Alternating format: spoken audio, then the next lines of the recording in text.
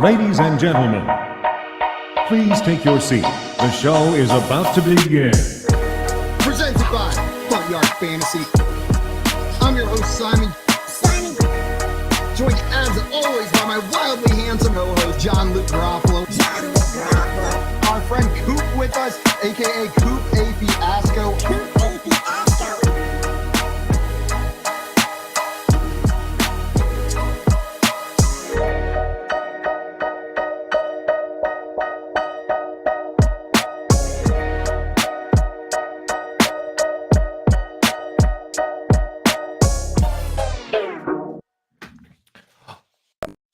Good morning. Can you hear me? Oh yeah, you sound. Oh yeah, let's go. Welcome in the Front Yard Fantasy Morning. I am here, joined by my good buddy. How you doing today, Coop? Phenomenal. How are you? Phenomenal. Pretty good. Until the intro started counting down, I didn't realize that my audio was not set to the right setting.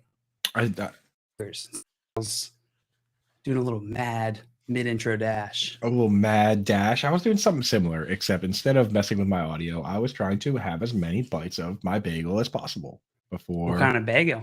Sesame. Pretty exciting. Pretty exciting stuff. Sesame is the second best type of bagel.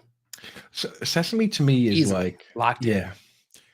Yeah. Sesame to me is like a step above plain, and that's very consistent. You know what I mean? Like it doesn't miss, but it also doesn't go hard enough. There are there are bagels that take it to another level. What's your tier one bagel? Everything is top tier for me. But you're right. I think sesame. My issue with it is that exact thing. It's just I love it. It's just not quite enough. It's not quite enough. as much as everything bagel. So I don't typically get it, but I'll switch off between the two. That's how it's like 1A, 1B type of thing. Like I'll grab a bag of sesame bagels to have at the house because it's like that we're at home, we're just being normal. But if I'm at like the airport and I'm looking over, just being conservative, But if I'm just being normal, Americans. Right. But if I'm at the airport, maybe going on vacation, dude, feeling a little frisky, and I'm looking over the bagels, like I'm not gonna pick a sesame. I want to pick like a jalapeno cheddar or like just grease up the bag. Yeah, just getting nasty with it. Just get nasty in that bag. Yeah, just getting slippery up in there with my bagel, And I don't think sesame bagels can quite get me that level of debauchery that I need from an airport bagel. So I mean, not the same as jalapeno cheddar, that's for sure. No, dude, not getting chedded up, not getting cheesed up the way you do with some of the other ones. So looks like we got some folks in the chat joining us this morning. We got Craig in here said, my.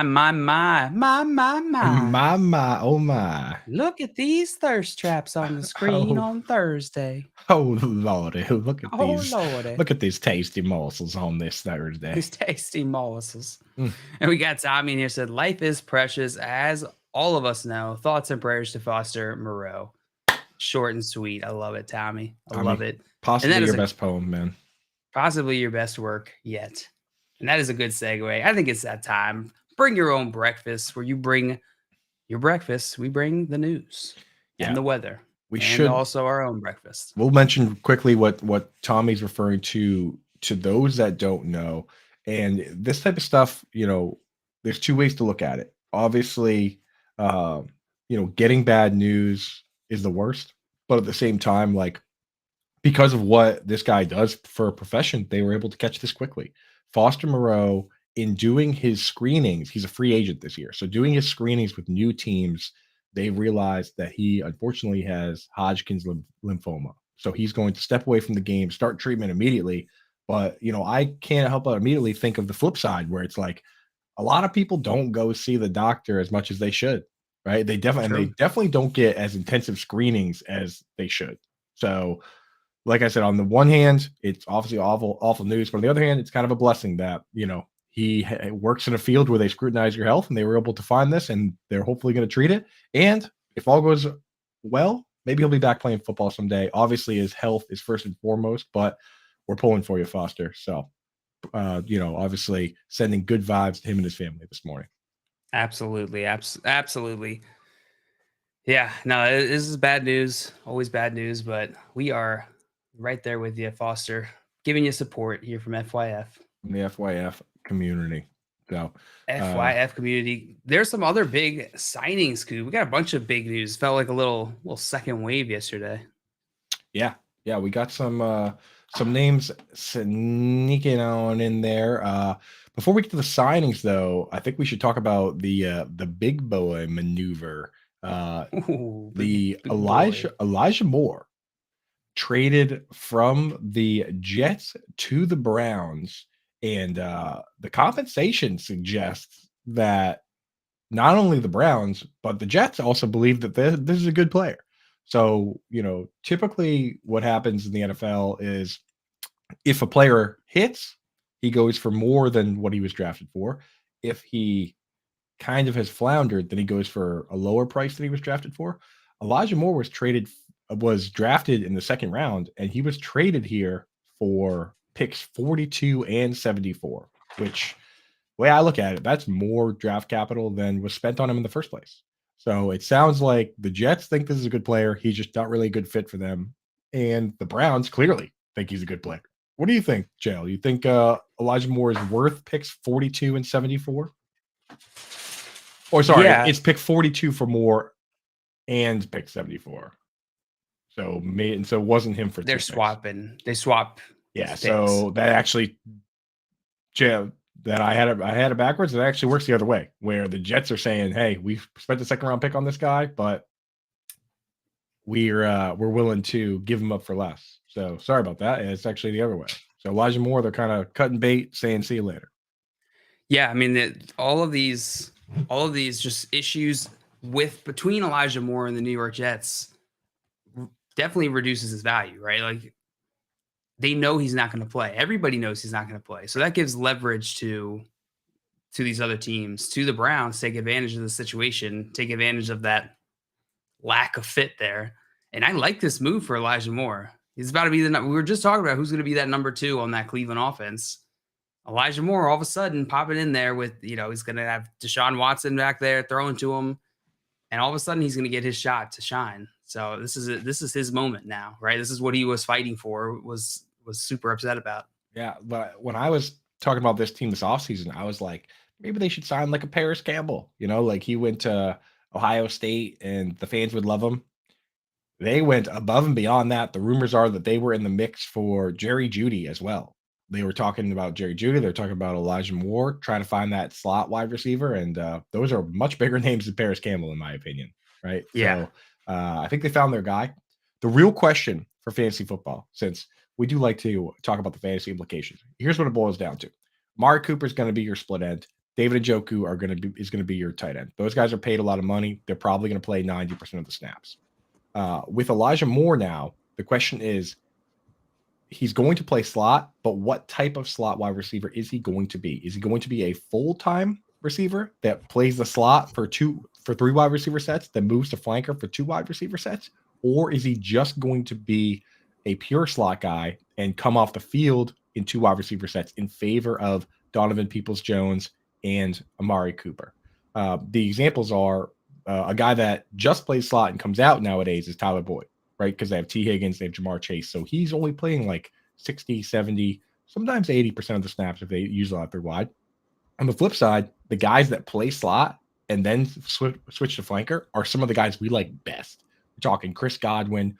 We're talking Cooper Kupp, Keenan Allen. Like, that might be the best role in fantasy football because you don't have to play split end and you get to stay on the field. So we'll have to see what happens there. But, I mean, if he does get that role, the ceiling is high.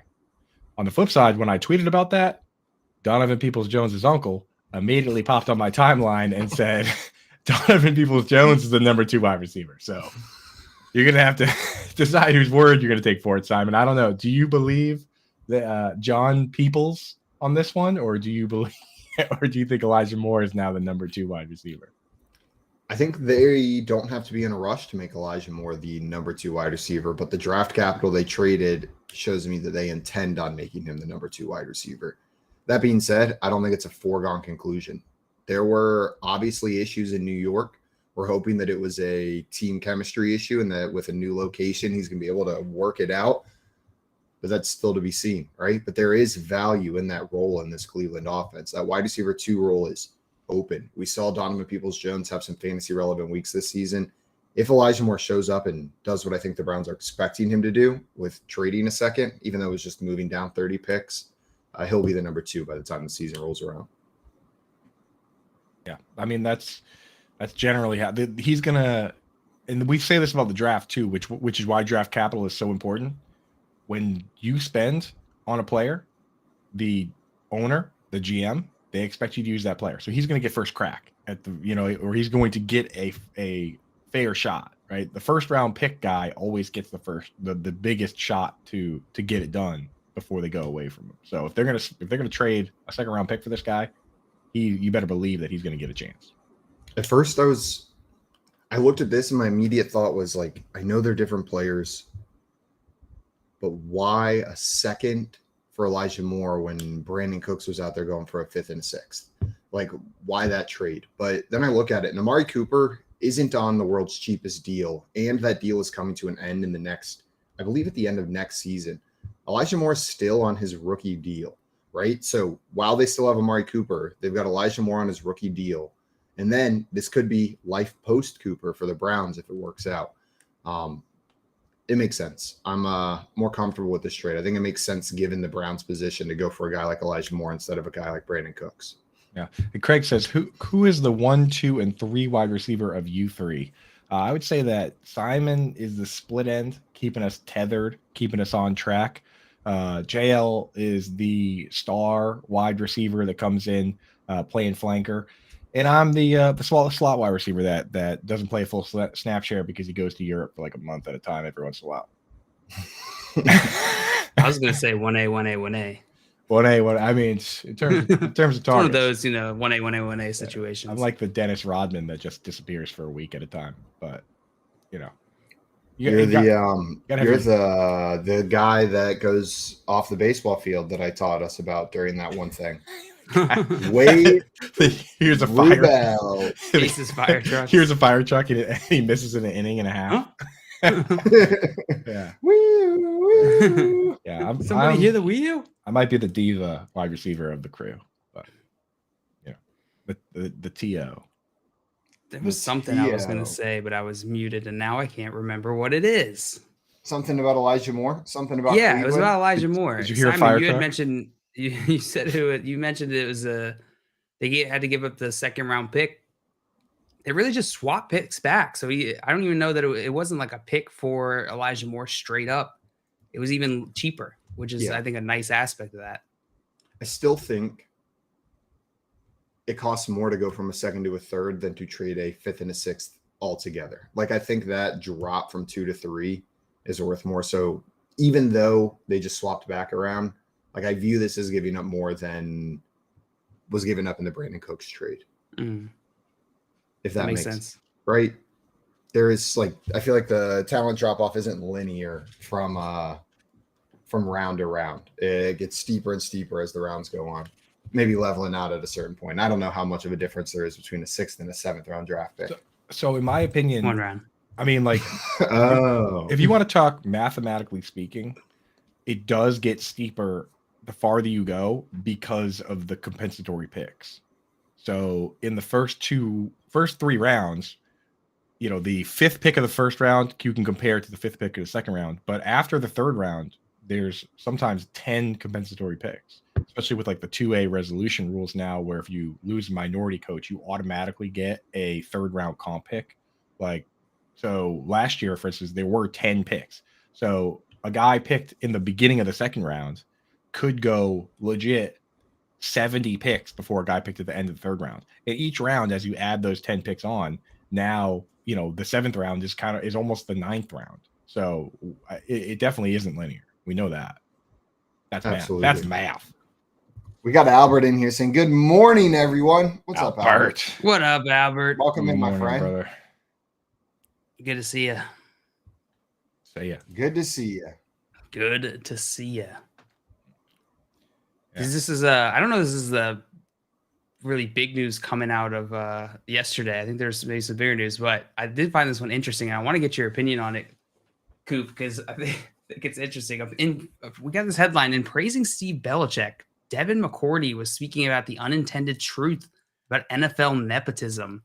This is an article on Pro Football Talk where he is McCourty, who's now retired, when it was going on to talk about how Steve Belichick really just got so many opportunities just by being son. Yeah. So I did see this. I don't think the thing is McCourty is looking at it from a player standpoint, the way you would treat a player, right? Where he's like, McCourty's looking at it almost like, yeah, in 1 year, Edelman had to play cornerback because everybody got hurt and he didn't know how to play, but he gave it his hardest. Like that's how McCourty thought that this sounded, but we're talking about a coach.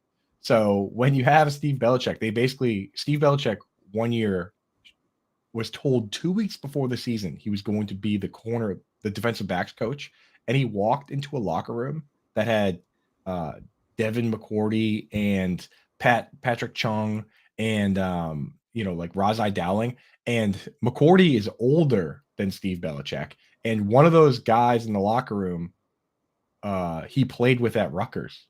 Steve Belichick played with at Rutgers. And he walked in that door and he said, I'm going to be honest with you guys. I have no idea what I'm doing. And I just got told I was coaching you guys. So let's figure this out together. Like that. So from a player's perspective, he's like, oh yeah, this guy's a coach. And I admire his toughness, like figuring it out on the fly. But to everybody else, we look at that and we're like, the only reason he got that job is because his dad's the boss, right? Right. Yeah. I don't know. Do you think that, like, if you're a good enough coach, it doesn't matter? I feel like what position you're coaching, but at the same time, had he proven that he was a good enough coach at that point, it's kind of tough. It's kind of tough to say.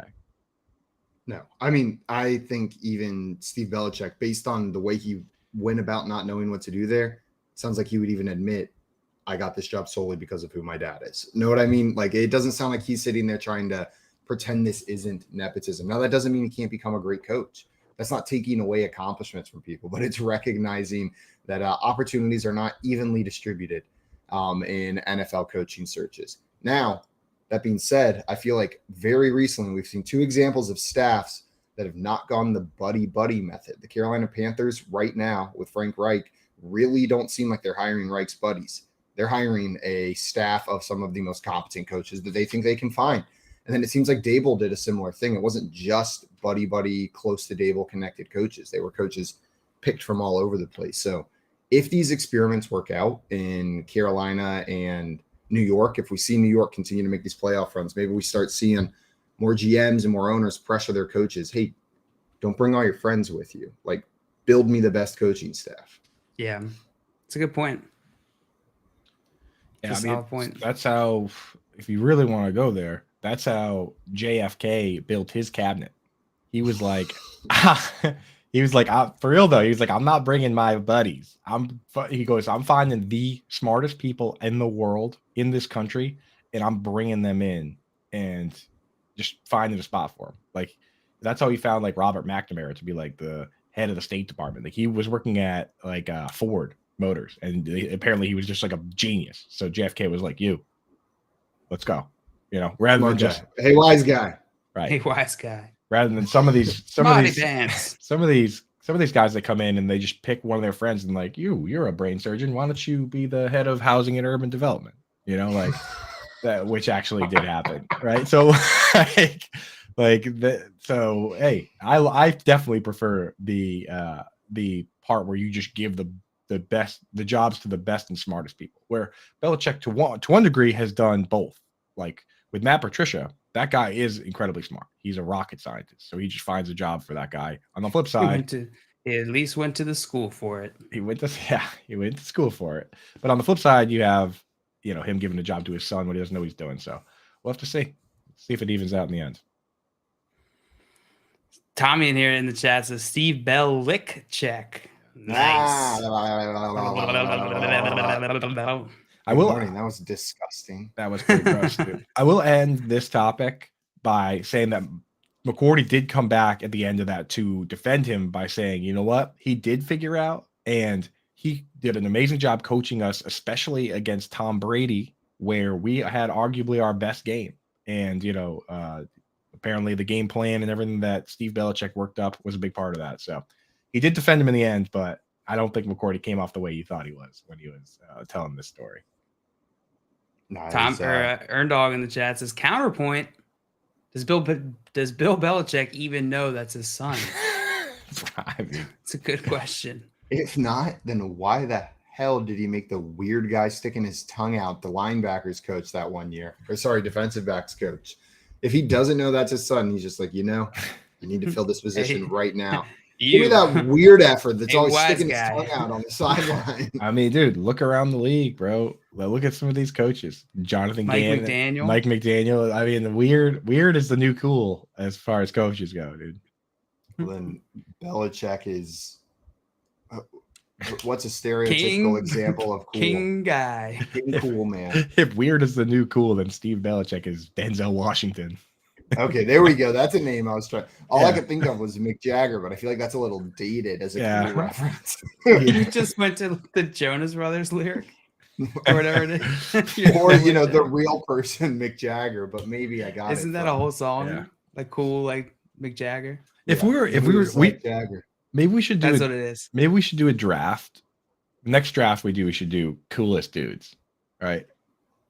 Is that the subset of Tim's idea of coolest things? Coolest things, coolest people. Stuff. Who would be some of the people that would go in the pool of coolest dudes besides Mick Jagger? Keanu Reeves might be 101. He's a cool dude. He's in my conversation for 101. Like he literally just hangs it. Like he just does dope Melissa McCarthy action movie and rides motorcycles. Melissa McCarthy's a cool dude. Cool dude. Yeah. Ashton Kutcher. That's a cool dude. Cool dude. What about like Derek Jeter? Barack Obama. Cool Derek dude. Jeter, Barack Obama. We got all these cool dudes. Maria said Maroon 5. I don't know if Maroon 5. I don't know if Maroon 5 is on that list. I think she was saying the song, not Jonas Brothers. It was a Maroon 5 song. That's what it is. Oh, I know. Said James Bond. Definitely cool. Yeah, but can you pick fictional dudes? Because then the whole list fictional.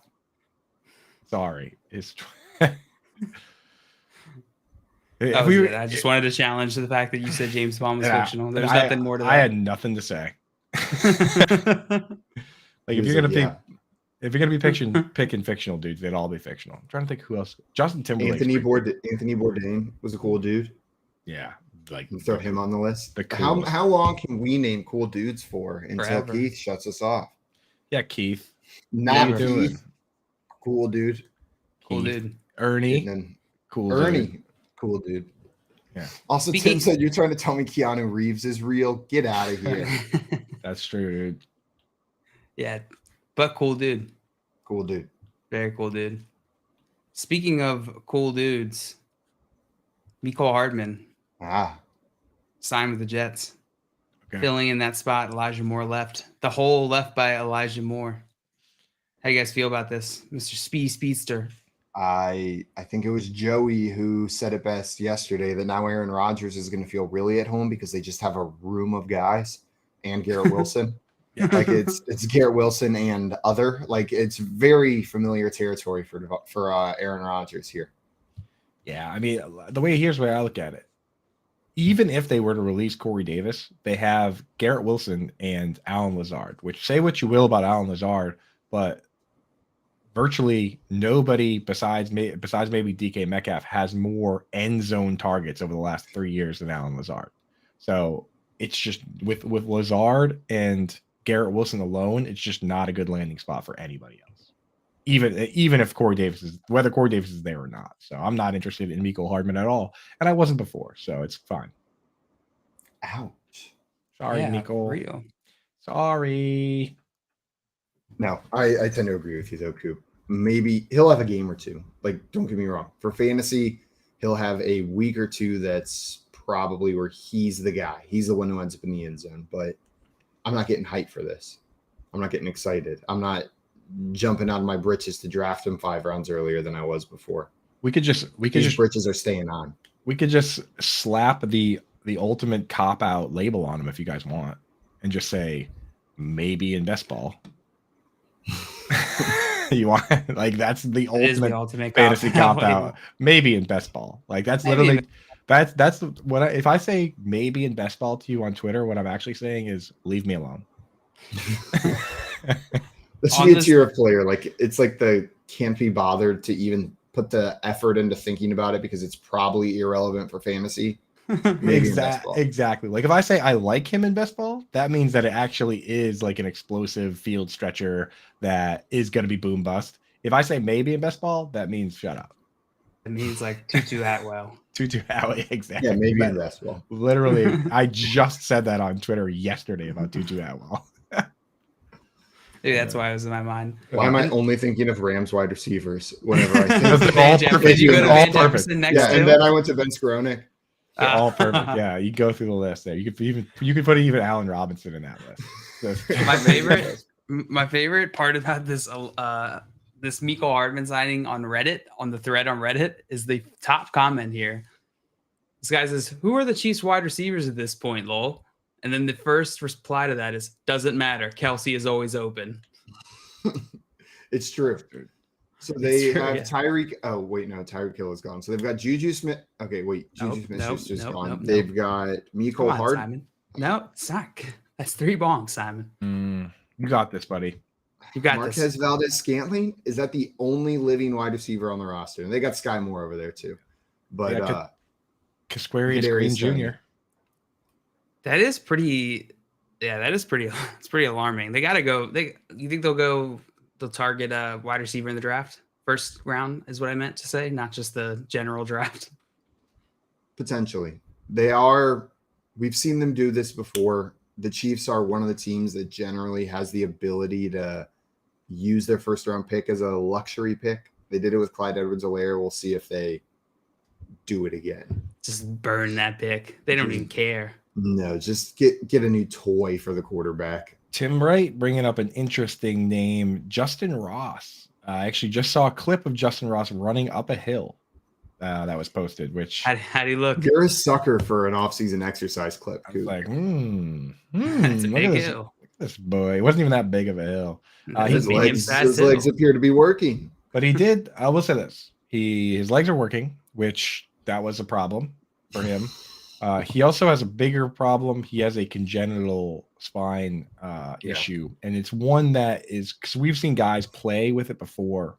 Not the same exact one. We've seen guys play with spinal stenosis, which that's what Michael Irvin had. That's what David Wilson had, and you can play for a varying degree of time. This one's actually slightly worse than that, where your spinal, like the discs kind of like fuse, makes it kind of dangerous. No one's ever been cleared to play with this, though the Chiefs believe that he can play. You guys know probably better than anyone else how good this guy is when he's at his strength, right? Because at Clemson, he was I've seen some catches by this guy that made the ball look like what were those like little the ones with the tail on them, the vortex. Nerf balls. He's catching the ball like it's a vortex, just like bang, like it's a. So I mean, he's a fun player to watch. I just worry that. I wonder whether it's worth it. I don't know. Yeah, we'll see.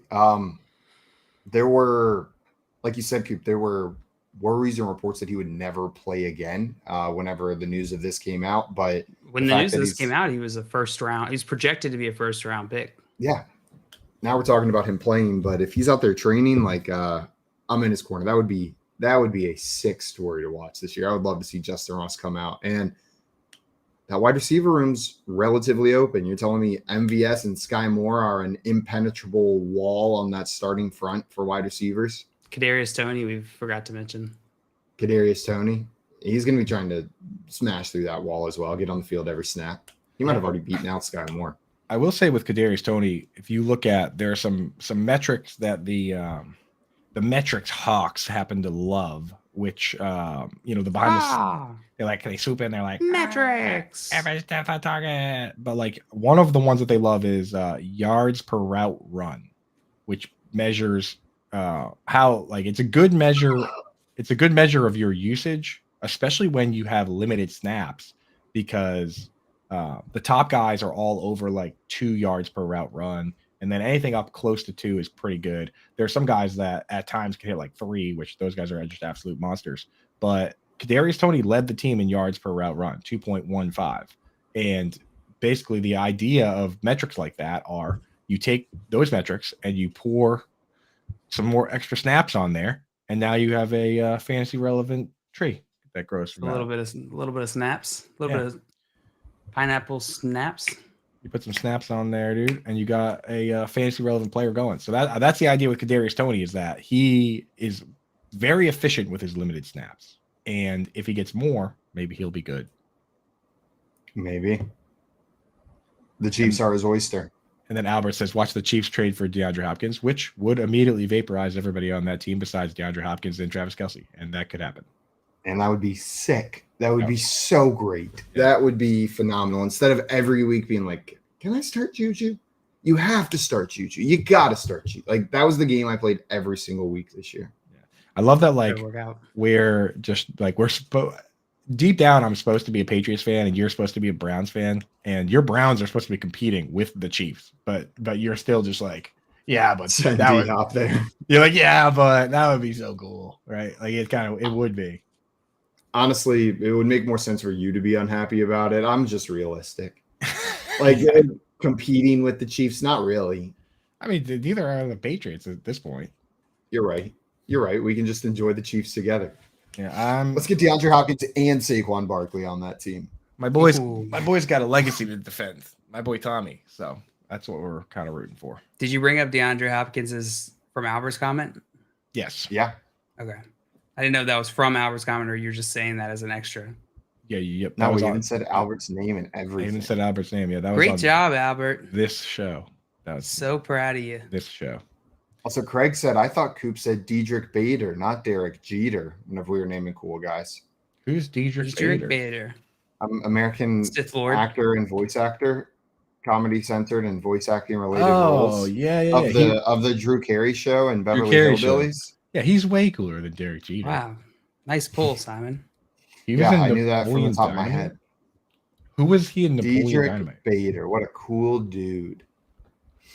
Yeah, what a legend. So yeah, he'd probably go in the first round, somewhere in between Denzel Washington and Justin Timberlake.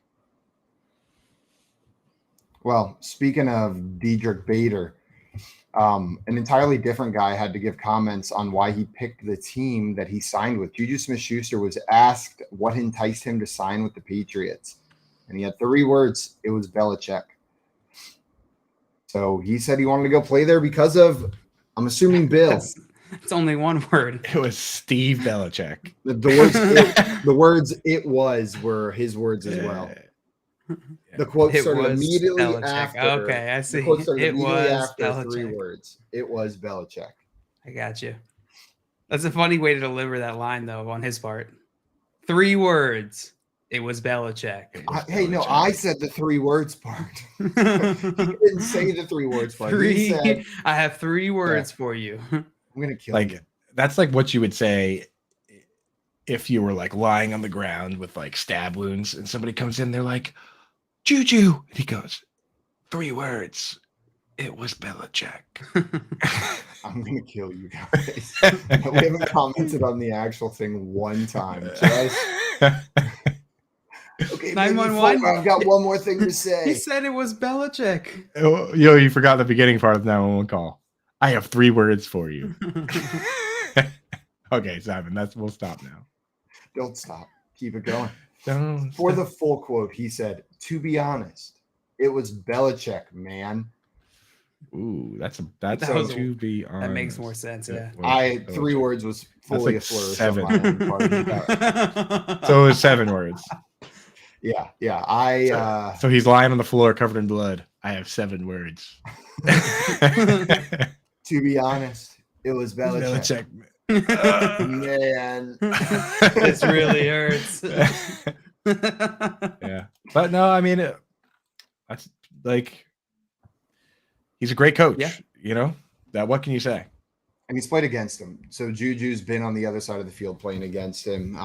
He said it was a coach he respected whenever he's played against them, and the opportunity to get to play under a coach like that is one that he couldn't really pass up. I'm also sure the money and the lack of other wide receivers on that team made it an attractive landing spot too. And people act like this guy is just like a jerk and like all the players hate him or whatever, but go like watch the clips of him talking to DeAndre Hopkins. And they're literally saying like, I love you, man. And like, you're the greatest. And watch the clips of him talking to Chad Ochocinco or Chad Johnson. Whatever. I don't know if Bill Belichick is that nice to everybody that he is to DeAndre Hopkins. To legendary players. It feels like he kind of has just like a soft spot for DeAndre Hopkins. Have you ever seen that clip? It's legit. Yeah. Where he's like, They played on Hard Knocks. He's like, "What a career you're having, man!" And he goes, Yeah. he goes, He's like, you "Right miss back at you miss half the season. You're probably still going to lead the league in yards, right? Like, so yeah, I guess you got to be that good. Hey, but maybe Juju is that good that Belichick had a lot of nice things to say. That is honestly one of my favorite clips. It's a good one. Just because of how like pure it is, and you can tell they both are like smitten with each other, but they don't really know. They don't really know how to communicate it. Right. So it's just like the cutest little interaction. It is like one of those like, no, you. Yeah. Like they're kind of playing it cool, but they're having a really sweet moment, and they're both kind of accepted, letting their guard down a little, but it's still two cool dudes. Yeah. My favorite DeAndre Hopkins clip is still the one with the Cardinals wide receiver coach, who is Van Jefferson's dad. It's not. Yeah, the Cardinals wide receiver coach when DeAndre Hopkins was on the Texans, and he goes, "Just so you know, man, I think you're the best wide receiver in the game." And DeAndre Hopkins goes, "I know." And then they keep Hopkins is mic'd up, so he goes back to the sideline and he's talking to the other wide receivers, and he goes, "Yeah, that's what he said to me. You're the best." And I said, "I know." That's my favorite Hopkins clip, dude. I know. God, I love that dude. Yeah. What a beast. I know. Yeah, what a monster. We got Dustin in here saying, "What's up? What's up, Dustin?" And then wants to know, Coop, Dustin? we expecting big Pats news today. Is there some big Patriots news cooking, Coop? Steve Yeah, Belichick replaces Bill as head coach. I think he's talking about today when the Patriots trade. When For Lamar Jackson. Steve Belichick gets on the mic and says, we just traded for Lamar Jackson and Jerry Jeudy and DeAndre We Hopkins. just traded for Lamar.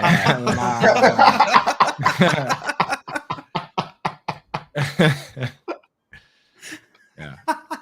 So yeah, I'm excited for that news. Dustin, if you have other news, let me know what that might be.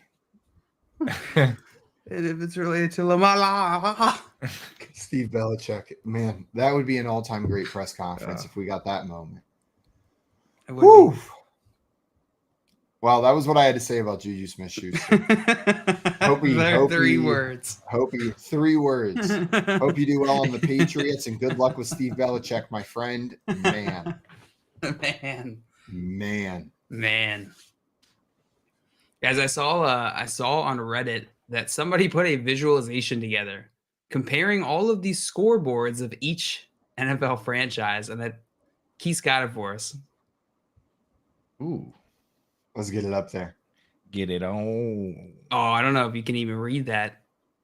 I can kind of read that. Oh, I can see it. I bet it looks Who's bigger got that on little screen. guy down at the bottom? The Commanders?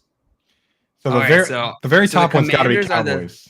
The very top one's Falcons. What? Falcons ATL, hope. massive. Yeah, and then Rams, Chargers, then Patriots, then Jaguars, and then Broncos is that last blue one there at the top. The And then Patriots the one very is bottom is big, Commanders. So what does You guys are blue right. versus gray denote, JL? Do you know this? I don't know. That's a good question. That is a good question. I don't know. One's powered by electricity and one's powered by magic. That must be it. So why is the Rams Chargers one so round? Oh, does it go all the way around the outside of the stadium, the top part of the stadium? I think this is their actual shape. Ben's super. Oh, so the whole The thing Falcons is circular. one- Oh well, of not course the that's outside gonna of the be bigger. stadium. It'll be in the middle. Like it hangs from the middle of the stadium. The scoreboard in the center, the Mercedes-Benz one. Yeah. I don't believe it goes around the outer perimeter of the stadium. I'm not gonna lie. I just before looking at this visual, I just assumed, yeah, they're probably all big. They're like close. You know, that sounds bigger than the other ones, but they're all probably around the same size. But looking at this visualization, the Commanders versus the Falcons makes it look comical. Makes it look like a little toy. Based on what I know about the Commanders, that's on purpose so that the poor people can't see the score. They probably put the little itty bitty scoreboard near Dan Snyder and his little rich friends, and then they stand up there and laugh at all the poor people squinting, trying to see what the score. The Michael Scott plasma. Exactly. Yeah, That's what's going on. I always thought the Cowboys was the biggest, not just because everything's bigger in Texas, but because every once in a while a punt will hit the scoreboard. Have you guys ever seen that? It's probably just poor engineering. Yeah. Like probably just a bad design. Not the biggest. Yeah, they're just like get it up there in the middle. I want it in the middle. That's why it's so big. Is that the other ones I feel like wrap around the stadium or on the side, whereas the Cowboys is on over the middle of the field, where it can be by punts. I wish that you would work in some sort of like pinball mechanics into it. Like if you punt it straight up into the middle of the bottom, all of a sudden confetti shoots out. Oh yeah, that'd be sick. Like mini golf style, where it goes up in there, but then it can come out any direction. Any direction, yeah. You get like two X points or something. That'd be sick, dude. Why haven't we thought of that? Here's the pitch. That's more of a in football. The state, like the fields, at least have to be one way. That's more of a baseball rule where you can have sorts of crazy stuff. But here's what we do, Coop. We set it up so that it's 2 football fields that are perpendicular. And then it can shoot out any of the 4 directions, and you have 4 teams now facing each other. Oh, do you have to go to a specific end zone, or can you score in any one of the other 3 end zones? You got to go to a specific one. Ooh. And it changes every time you score. It rotates, yeah. So Every time you score. I like that. That'd be so sick having to so you could, if it changed and then now you're like here, but you have to score in this end zone on the right. You've got like guys that have to run up and then over, but you can throw it across. Like throw it over the corner. Dude, this sounds terribly dangerous. Sounds very expensive to put to even play the game. Sounds pretty space intensive. Let's give it a shot. Yeah, we'll give it a go. See it happens. Okay. Keith, can you make that happen, please? Thank you. Yeah, get that field set up. Hire a set of professional players to play along with us, and get a film crew out there. Yeah, tomorrow morning, please. 6 a.m. Central Time. Maria left. She said, "Peace out, cool dudes." See you, Maria. Bye, Maria. Thanks for hanging out with us. Enjoy school. Tim said, "Yeah, the scoreboards are outside the stadium, so everybody but the people at the game can see it." That's right, dude. Yeah, why would they need to see it if they're watching the game? Yeah, you're already there, idiot. Yeah. The guy on the corner has no idea what's going on inside the stadium. All those people selling the illegal merch outside. There's some good illegal merch that gets sold on game days wherever you go. Like they always got something like a little bit off base, just like right outside the stadium. Right. You can't quite use the team names, but you know what it is. Right? The Baltimore Oreos. Oreos. Yeah. That was one of my favorite part about going to Orioles games growing up was the walk to the stadium. Get like the peanuts, you get the merch. Now I don't do that. Now I roll. Now I buy the expensive merch inside. And the expensive peanuts inside. That's right.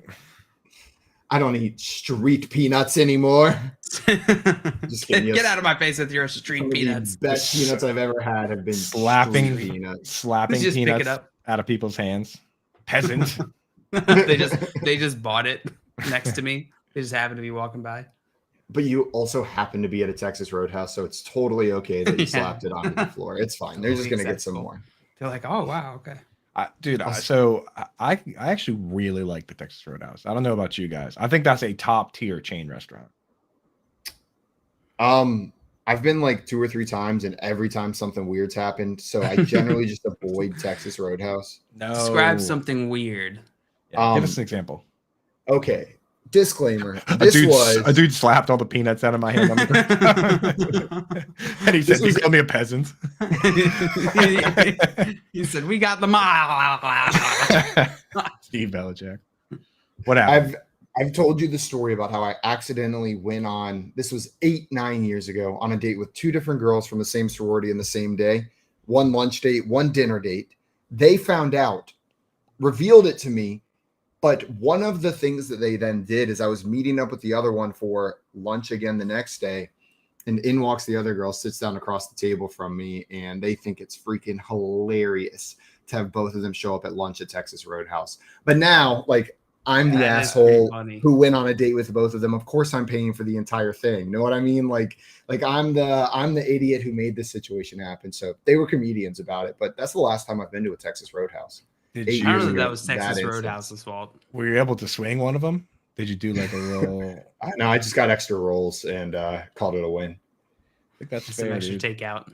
Yeah. Well, that's kind of a power move on there. They kind of Chris Hansen you a little bit. Oh, 100%. 100%. They won that interaction. Yeah. Aves goes humble brag. Absolutely not. Those were 2 of my 3 Tinder dates ever. I just love how the text wrote us. You can go in and they have like the case with all the steaks in it, and then you can pick the one that you want, and they put a little like number there, and then you give the ticket to the people. You're like, here you go, and then they go and get the steak, so you can find the one that's like marble, nice, looks like the one you want. I don't know, dude. That's special to you. I think that is kind of special. It's kind of like the supermarket, except at the chain restaurant. At the not supermarket. Exactly. That is the special. only time I want to pick something out of a case is if it's a dessert, like cake. Like, show me a case of like pie. I'll take out a slice. I don't want a case of meat. The case at the Cheesecake Factory. Mess me up. I'll stand there for hours. At any diner ever. Oh my God. The Marietta Diner. Shout out Marietta Diner. You guessed Diner it. desserts? In Marietta, Georgia. They got those little they have those like cookies that are delicious that have all the sprinkles on them. I don't get it.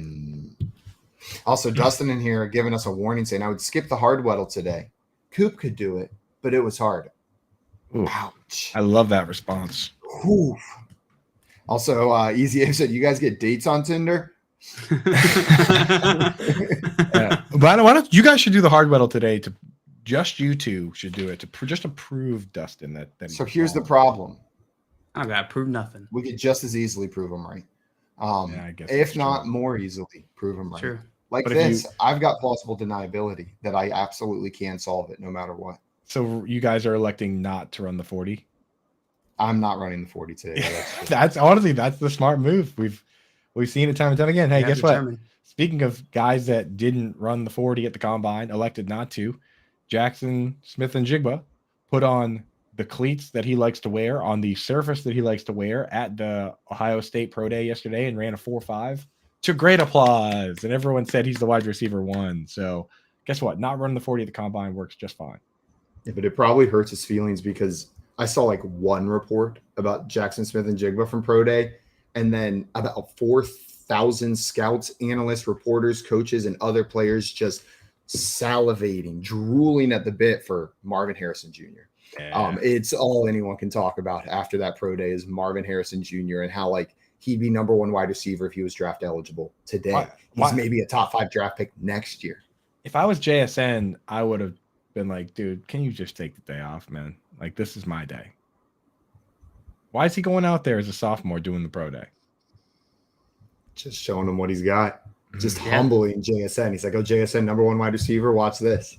Yeah, I mean, he's like Marvin Harrison Jr. is like 6'3", 6'4", 211, 3 touchdown games, 300-yard games. His dad is a Hall of Fame wide receiver. It's like he goes to a prestigious school. Like, you can't miss. I mean, he's about as can't miss as you get, right? Yeah, he checks all of the boxes that NFL teams are looking for, every single one, down to the story with having his father be a Hall of Fame wide receiver. I think that there are times where that's important, honestly, because some of the, like, at least like, assuming, his father kind of led him the right way, like that he knows what it's like. He's been around that stuff his whole life. They say it about Larry Fitzgerald, where his dad was a beat writer and he would hang out with the Vikings when he was a kid.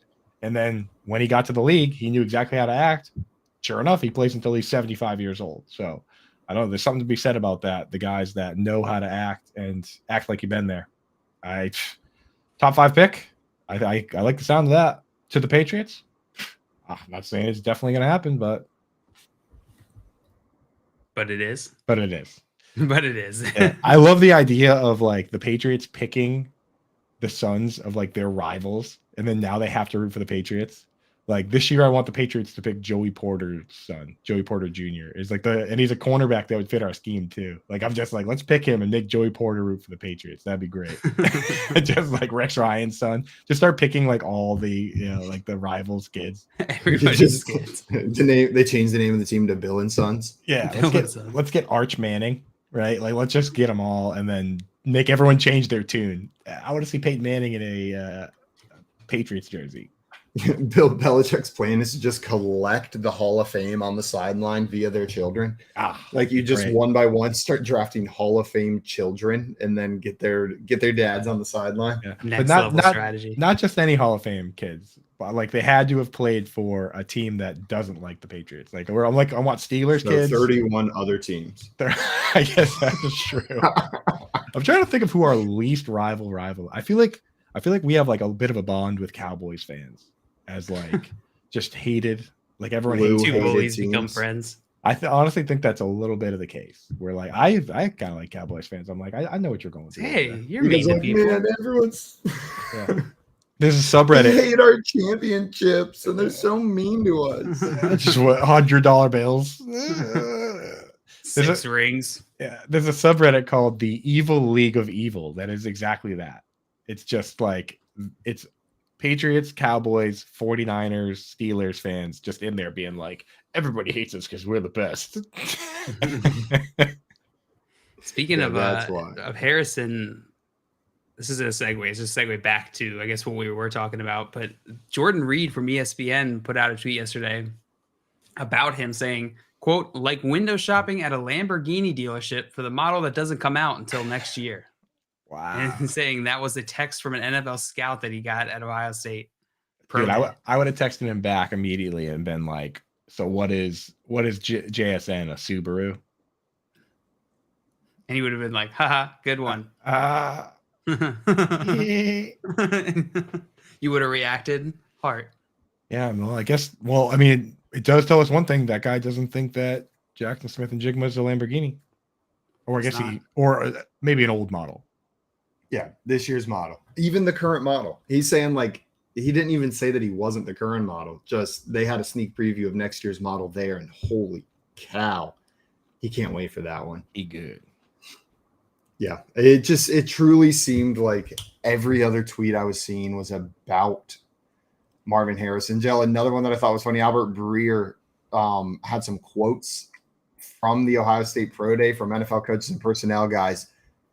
These were reactions. Incredible. Really impressive. Unfortunately, not draft eligible. He looked like a dude, and LOL.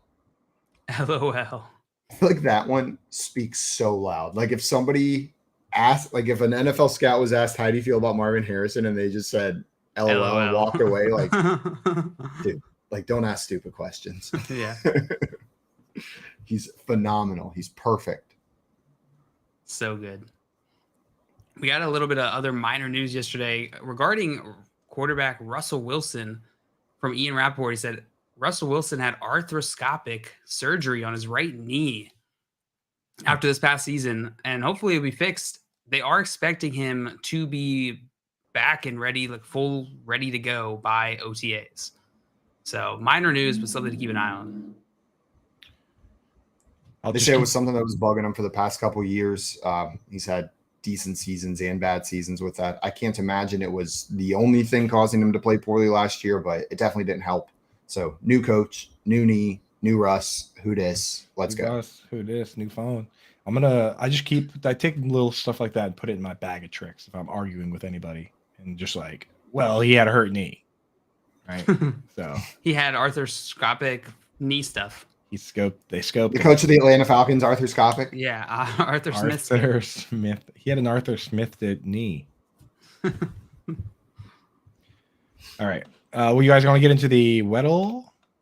What a transition. All right, let's do it, baby. Also, Craig said Russell needs to get right, all right. All right. I like that. And I missed Easy Abe saying draft Bart Scott Jr. Can't wait. Bart Scott Jr. House of Tank that's a perfect one. Does LaDainian Tomlinson have a kid? Just anybody that's ever cried about the Patriots, I want to collect their sons. Collect their firstborn.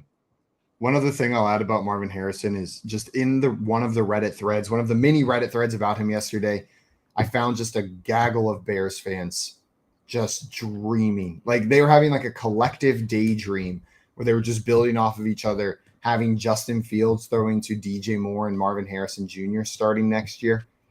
Like it was like 15 of them just like going back and forth, like, oh my God, imagine. They'd be like, imagine Moore and Harrison Jr. And then someone comes in like, I think in that case, it would be Harrison Jr. and Moore. Absolutely. And then they're like, oh, right you are, fellow. Like they were having a good old time in there. And you know what?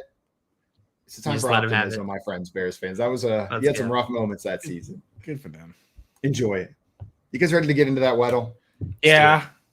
Let's guess some players. For those of you who have not played us, we're going to guess NFL players, trying to find the one secret guy. And if we don't find that secret guy before 8 times of guessing, we lose. If we do, we win.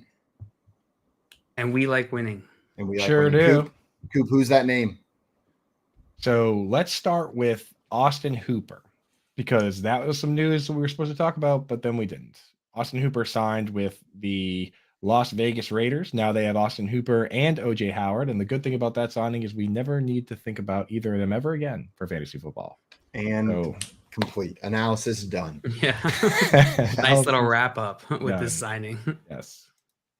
Close the book on that one. And what we know from guessing Austin Hooper here is that this guy's tall, but not that tall. He's 6'2" or 6'3", not a tight end. Old, at least 31. The number is much higher than 81. And they are not in the AFC. Okay. So this to me,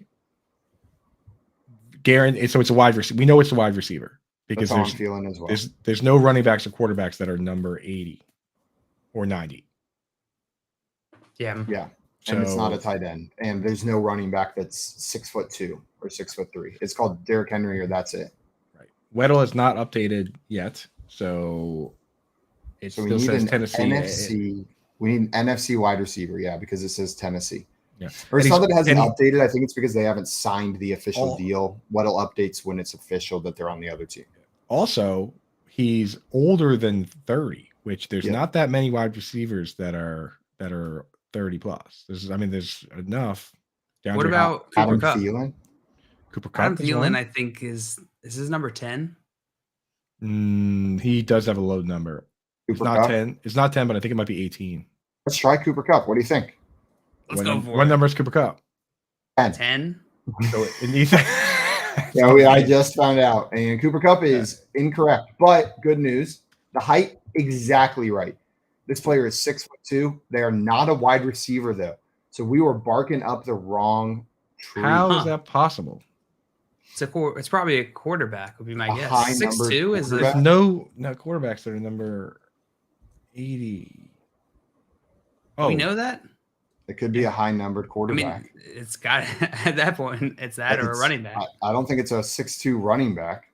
there's no running when you can't wear 80 with your running back.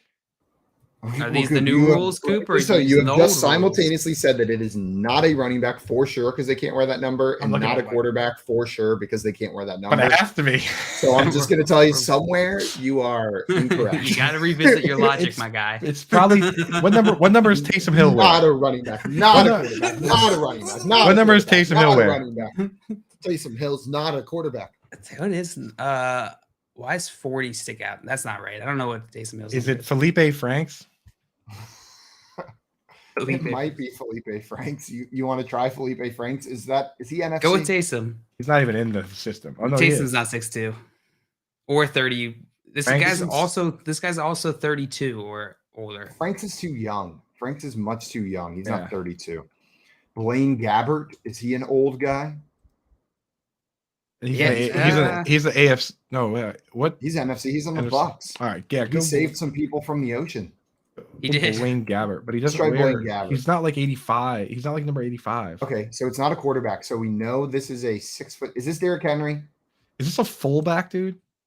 This is Derrick Henry, isn't it? Wrong. No, because Derrick Henry's the AFC. Oh, you're right. Is this Cordarrelle Patterson? Is he 6? He is. He's a converted wide receiver. Yeah. Coop, I bet it is. Oh, and he's Patterson. 85. or It's 80. definitely Patterson. It's gotta be It's Patterson. Patterson. What a loophole, Oh. there, dude! Ridiculous business to put Cordarrelle Patterson as the player, number 84. 84. Yeah, that's a good one. Good, nice pull. Also, Oh. Justin, this 32. might have been helpful if I would have seen this hint. You are on the right train with players who have changed positions. Oh, we had to be. We're too good at this. Choo choo. We're too strong. We're too strong. Man, even when our second guess is Cooper Kupp, whose number we knew was 10, we still got it in 4 guesses. We can't be stopped, baby. We're too good. Except by the hard weddle on days whenever Dustin says don't do it. Yeah. That can probably stop us. Well, guys, coming up, Yeah. we got some more games heading your way. We're going to play a new game called Riddles Ridiculousness. And then we've got a post-mortem we're going to give on the Carolina Panthers. Talk about this past season that they had. We're going to play some hypothetically as well. And then we've got brackets with our friend Moody. You're watching the Front Yard Fantasy Morning Show here on Better Sports Network. As a longtime baseball fan, here's my message to other baseball fans, to steal a line from the Packers' future Hall of Fame quarterback, Aaron Rodgers, RELAX. Everyone needs to relax after what we saw this past weekend as spring training games out in Arizona and down in Florida got going, and we're inching closer and closer to Major League Baseball opening day. The rule changes in Major League Baseball is not for myself. It's not for you out there, the hardened baseball fan, whether you're a fan 5, 10, 15, 30, or even 50 years from all around this great country. It's not for those that are going to be locked in. It's for trying to generate more fans. So if they want the pitcher to go out there and work in rhythm with a guy on base, begin the windup within 20 seconds, nobody on base, begin the windup within 15 seconds, or have the batter make sure that he's back in the batter's box within 8 seconds, then making the base pass first, second, and third bigger, eliminating the shift. All of this is to make the game better. We've seen leagues, whether it be the National Football League, do they get to the same league as it is today in 2023, or what we saw in 2022 as it was 30 years ago? No, it's not. Is NBA basketball the same? No. How many games do you see being played? 83-79 finals. You don't see that at all. So every league adjusts to try and bring what? More fans into the sport. And that is something that Major League Baseball is going out there and trying to do. I've been critical at times of Rob Manfred, whether or not as a MLB commissioner, whether he likes the sport based on some of the rhetoric that he has spewed in years gone by. But I got to be honest with you, as a longtime baseball fan, I've been a Yankee fan my entire life. Watched a ton of Met games here in the tri-state area. Watched baseball all around. Can't wait for October baseball. Think it's absolutely unbelievable what is transpiring now and what's happening now, and the rule changes being brought about baseball. It's going to bring back to the game to when I became a fan, where the stolen base was something, moving guys over was something, having men on base, batting averages ascending, not being an all or nothing league where either you're striking out or hitting the ball over the fence. And that is what baseball is trying to do. So as everybody tries to adjust, and change is difficult, whether you're changing your diet, exercise routine, changing your relationships, changing a job, change is different. I get that. And it's hard. But let's take a step back. Let's understand what Major League Baseball is trying to do here. And they're trying to repopulate or repopularize the sport. That's what they're trying to do. They're clearly the third most popular sport in the United States. They want to make it less regionalized. This is the way they need to go about doing it. I'm all for it. For more content like this, download the Better Sports Network app or go to bettersports.com.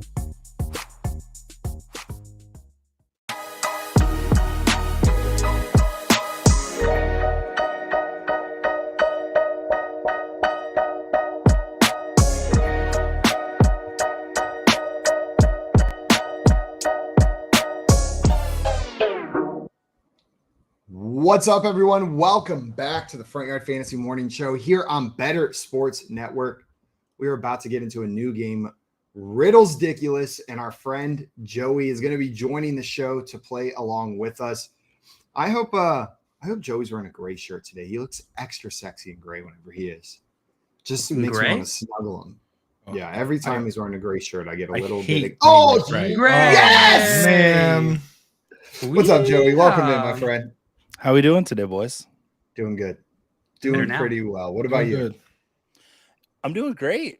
Actually, I'm doing great. My youngest daughter, who the FYF crew loves, Eliza, had a little bit of the tummy trembles last night and puked everywhere in the house. Oh, no. Tommy, She's home from school today, but it's all good. She did too much thinking about Tommy Tremble now that they signed him nursed. She told me that a girl threw up in the school yesterday, and then I was like, no, this is she's like, here we go. Everybody's doing it. And you're like, yeah, well, she jumped off a bridge. Would you jump off a bridge at home? So, Before we get into this, just real quick, I wanted to mention this kind of on a personal side. I just posted something on my Twitter. Anyone that follows me, if I've ever helped you with anything, if you've ever got advice from the show, I don't ask for much in terms of like Venmo or Patreon or any of that. But my wife's cousin just had a house fire if I've ever helped you out with any fantasy football stuff, if you could just throw a couple bucks on that. They lost like pretty much everything to smoke damage. Luckily, there was an off-duty firefighter in the neighborhood that was able to get there and get their pets out. So like, can't ask for much more than that, but they lost a ton of stuff. Her husband has like all this like guitar memorabilia and all this irreplaceable stuff, which I mean, there's nothing you could do about that. But if anyone can contribute anything to that, it would really mean a lot. My wife's cousin Krista. So thank you, and back to your regularly scheduled programming. Absolutely, and that's on your Twitter, Coop. Twitter. I just tweeted out at Coupe Fiasco, and again, like $1, a couple bucks, anything that you could throw their way. It really does mean a lot. It would mean a lot to me. Absolutely. Well, guys, we're about to play a game that we call Riddlesdiculous. Riddlesdiculous is the name of this game, and I absolutely nailed it that time. And the concept's simple. Contestants have to solve riddles. If they solve them, they're getting a point. If they don't, they're not. JL, any rules I'm missing? Nope. That's it. Are there any steals in this game? Yes, this will work similarly to the same mechanics as some of our other games, where we'll go in order. You'll have an opportunity to guess at the riddle, but if you don't get it, your opponents can steal it. Goes to the next person in line. Goes to the next person in line. Yep. Makes sense. All right, Joey, you're starting us off on this Let's one. go. I was about to take a sip of coffee, but no time for that today. You can sip your coffee while you hear this nice riddle I got. I don't want to be distracted. No. Oh, Hey, play along in the chat, everybody. We're going to close the comments so that we do not see unless we want to cheat. So throw your answers in there. We'll shout you out if you're right. coffee For the is record. for closers. Coffee is for closers. For the record, I don't get comments anymore. When I get my links, I don't have the comments, so I can't cheat. So these are legitimate wins when I come on here, which probably explains why I never win. there you go. That explains it. You got to find a new way to cheat. Yeah, you're not so good at the cheating. I usually a dame awake at 3:00 in the afternoon for the 3:00 show, so that's how I was winning so much over there. But she's asleep. Sometimes she wakes up for the show. She don't miss. That's towards the end, though. Yeah. All right, Joey. Here's your first riddle. Let's go. Tall and slender, we oversee. Triumphant boots that make points 3. Between our arms, the orb must pass. Identify these guardians of the grass. I gotta hear it one more time. Yeah, one more time. Tall and slender, we oversee. Triumphant boots that make points 3. Between our arms, the orb must pass. Identify of the grass. I think I got it, but I missed the mechanic on guessing. Yeah. It's Joey. It's Joey's turn, and then it'll pass in order. I'm thinking it's a type of a tree that incorporates basketball. I have no idea. Would you like to take a guess, Joey, or would you like to pass? I'd like to pass. Pass. All right, Coop, you are up next. Would you like to take a shot? Is this? I'm thinking boot and kicking and 3, as in 3 points, and the orb going through being the football. Is this the goalposts? Mm-hmm. Coop going with goalposts, and that is correct. Yeah. Well done. Well done. Nice Way to job, solve that Coop. riddle. Simon, you knew that one? I got that one. That was a nifty riddle. I heard you. Field goalpost is exactly right. Joey, are you kicking yourself now? Does it make sense? I mean, field goal post is not a name of a movie, so I'm not really kicking myself very hard. That's true. So. That's true. Najee, You haven't seen risky Field Goal business. Post? 1997? Eddie Murphy? Great film. Eddie Murphy and Kevin Costner. It was phenomenal. Man, that's a movie that never happened that needed to happen. 1997 Eddie Murphy and Kenny Costner starring in a sports drama. Kenny Kenny Costner. Kenny That's his Costner. rapper name. Costner. Kenny Costner. Kenny Costner. Oh my god. He wears Kenny nothing but Costner. Keds and spits sick bars. Earn Dog in the chat got this one. Eberil got this one. Tim also said field goal post. And Nick in the chat said goalpost, bruh. There you go. Bruh. 3 words. 3 Field words. goal Field post, goal post, bruh. Can you change your YouTube name? Because it's supposed to be E. Averill. But E. April. E. Averill. But so in the better sports chat we call him Easy Aves, and then he goes in YouTube for Easy some Aves, reason, and he's Averill. Like, figure it out, Yeah. Averill. You're Let's actually just call him Eves. Eves. Yeah, let's call him Eves. Ooh, Eves I or like that. Aves? Nah, let's call him Eves. just because All right. he asked for this. Remember This is Eve your Levine, fault. the UFC referee, Eve Levine? Remember him? Eve, let's call him Eve Levine. Eve Levine. All right. Coop, well done. You stole that point from Joey, and this next one's yours. If I can pull it up. All right, here it is. The threshold crossed amid fans' roars, where teams earn points in sets of fours. A chalky strip the turf divides. What am I called where victory resides? Did Tommy write these? No, Tommy did not invent rhyming structure. Turns out. I don't know, dude. Shakespeare wrote these, you idiot. He didn't invent Yeah. it. Pretty Shakespeare, Tommy. You don't recognize this from Othello? What's the difference? Can we hear that one more time? There's one part that's throwing me off. Yeah. The threshold crossed amid fans' roars, where teams earn points in sets of fours. A chalky strip the turf divides. What am I called where victory resides? Dude, so the sets of fours part. That's what's throwing me off. throwing me off, but I'm still going to, my brain will not allow me to guess anything other than this. So I'm going to say the goal line. Goal line is correct. Hey, Coop, what's the double sets? win. What's the the sets of fours? for? Sets of fours. I don't know, actually. Came into that all smart, and then you realized it doesn't make sense. well, you see, the thing about it is, That reminds you of the video of the guy who's like, this sign over here says $1 for an hour, but when I pay a quarter, I only get 15 minutes. I like that guy. I like that. Can I I'm use not really that? sure what that means. That's good. Yeah, go for it, Joe. Thank you. Oh, well, you see, it's wrong. Well, Coop, that's going to put you in the lead 2-0. Simon, this next one's yours.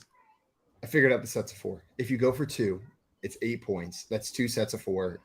It's the only place on the football field where you can score points in what could be considered a set of 4, which is 8. Oh, that makes sense. No. It's math. Joey rejects the math. Yeah. All right. Let's see. And Ease in the chat said 4 quarters. Okay. Could be referring I'll to accept that. Not Simon's math thing. Would not accept that one. Not the first time. Ooh, where should we go next on this one? Let's go with this one. All right, Simon, your next riddle. A cunning architect of turf and field. In stratagems, his wisdom sealed. A sextet conquered, foes left to check. Unravel this leader, initials B&B connect. Yeah, this is Bill Belichick is the answer to this riddle. Man. it sounds like it. Bill Belichick is correct. Really? Yeah. I barely had time to even put that one in the chat. I didn't even really understand it, to be honest. A cunning architect of turf and field. In stratagems, his wisdom sealed. A sextet conquered, foes left to check. Unravel Super this Bowls. leader. Initials B&B connect. So we knew it was a coach from the first 2, right? Like a stratagem of turf and field. And then they dropped the 6 Super Bowls on us. And then give us the initials. Billy B. Billy B. Billy Big Dogs. Billy Big Bad. Simon, No that's going one's to put you stealing back in my this points. contest. I was out for a second, but here I am. But here you are. Welcome home. Welcome home. All right. Ooh. Yeah, we're going to go in snake order here. We're going to switch it up. We're going to go snake order. Simon, you're going to go again. Ah, Yeah. Let's see. Let's move that one over. We'll go with this one. All right, Simon. Actually, we already did that one. Not that one. so had I missed the Bill last Belichick. one, would I have stolen my own? Is it Belichick again? Yeah. That's how it would have worked. Beautiful. Let's go. All right. All right, Simon. Your next riddle. With colors bright, I stand sentinel, marking zones both end and central. 4 of me guard the battleground, where touchdowns and points are often found. Is this the pylon? Is correct. Ooh, Mm. okay. Why did Simon not get the sound? Because I didn't do it in time, Joey. That is a word that always feels like I'm saying it wrong. Pylon. Pylon. How do you Pylon. spell it? Pylon. Pylon. It's quite a bit. It is quite a bit. It just sounds incorrect. It sounds like one of the letters is wrong. Pylon. Pylon. Do you mean Pylon. pylon? No, I mean pylon. It sounds like a brand of Tupperware. Sounds like Pylon. a type of snake. It sounds like the name of Tupperware specifically that Napoleon Dynamite tried to run over whenever he was trying to sell it door to door. Yes. That's the second Napoleon Dynamite reference today. Very good. Is It happens. What was the first one? First one Diedrich Baber. is in. Yeah. Oh, that was a Napoleon Dynamite reference. Yes. It I almost is. entirely forgot that part of the conversation. And I don't want to interrupt, but now I am seeing what Dustin had referenced earlier in the show about potential Patriots news, and that's because former Patriots quarterback Scott Zolak predicts big news in the next 24 hours for the Patriots. And you might say, who cares? Former backup quarterback Scott Zolak. So Zolak is, for those that don't know, he is very plugged into the team. He actually calls the games on the local radio. So if you listen to the Patriots games on the radio, you're listening to this guy. And he has a show every day from like 1 to 3 on the biggest radio station in the area, the biggest sports radio station in the area. So this guy, when he says something like this, it usually means it's happening. So now I get what Dustin was saying about big Patriots news, and seeing who it's coming from, I actually think that there probably is going to be some big news. So keep your ears to the street on that. Coop, what do you think it is? What's the first thing comes in your head? Like fast guy, quick time. First thing comes to my head, offensive tackle signing. One of the biggest, either a trade or the signing of the best offensive tackle out there. The big Patriots news is like middle of the road news for everybody else. So you're not feeling Lamar. I mean, that would be Hopkins. Dude, Hopkins would be amazing, man. I've already seen since this came out. Now that I'm looking at it, people are just posting that picture of the guy at the Hertz rental and saying, I just saw DeAndre Hopkins at Logan Airport. But yeah, I don't know that. I mean, who knows? But I don't think it's gonna be that cool. Yeah, I just saw a little smoke on the D-Hop last night. They were sharing that video of Belichick and D-Hop on the sidelines together. I've watched. We were talking about that earlier. I've watched that like 100 times this offseason, just trying to manifest it. I'm just like, manifesting works. It really does, guys. Do you think? I mean, so what's the last thing you manifested? Joining the team at FYF. Destiny. Wow. And look at you now. Here we are. And look at you now. You're sneaking sips of coffee, even though we told you not to. Yeah. Bad joke. This is pure gin. Like, okay. He's a closer. You can drink. You can drink gin. Joey's the closer now. He's transitioning. Yeah, I'm the closer. Yeah. I manifested that. You distracted me with that. You distracted me with the Patriot, the DeAndre Hopkins to the Patriots, and thinking you could see how I just took the show over and I was the one asking the questions. You did, and then you took a sip of coffee without asking. Joe just rolls straight to an outro and the show's over. Now I gotta say, the Patriots offense with Hopkins, Juju, the two tight ends, Gesicki and Hunter Henry, Ramondre Stevenson, they'd have some weapons over there. I'm not sure it'd be amazing for fantasy, but Mac Jones would be on the hottest seat of all time if that was the offense, right? Yeah. I feel like that's one of the rosters where you look at it and you're like, it's a pretty freaking good offense. And then you stick it next to an actually good offense on paper and you're like, oh, wait, that's what a good offense looks like. It's just like trying to be. Right. It's like the chocolate that's good until you have it next to like the Belgian dark chocolate. Know what I mean? Right. Like, yeah, that's pretty good, but look at the Chiefs. Mac look at the Bengals. Mac Jones is just a little chubby Hershey's Kiss. Exactly. They signed James Robinson too, didn't they? Yeah. Oh yeah.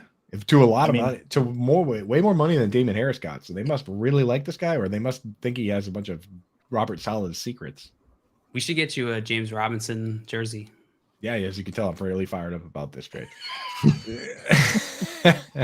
Really fired up about this signing. Hey, you know what? I'm rooting for the guy now. So, like, as a fantasy analyst, I can say that. In real life, I am rooting for James Johnson.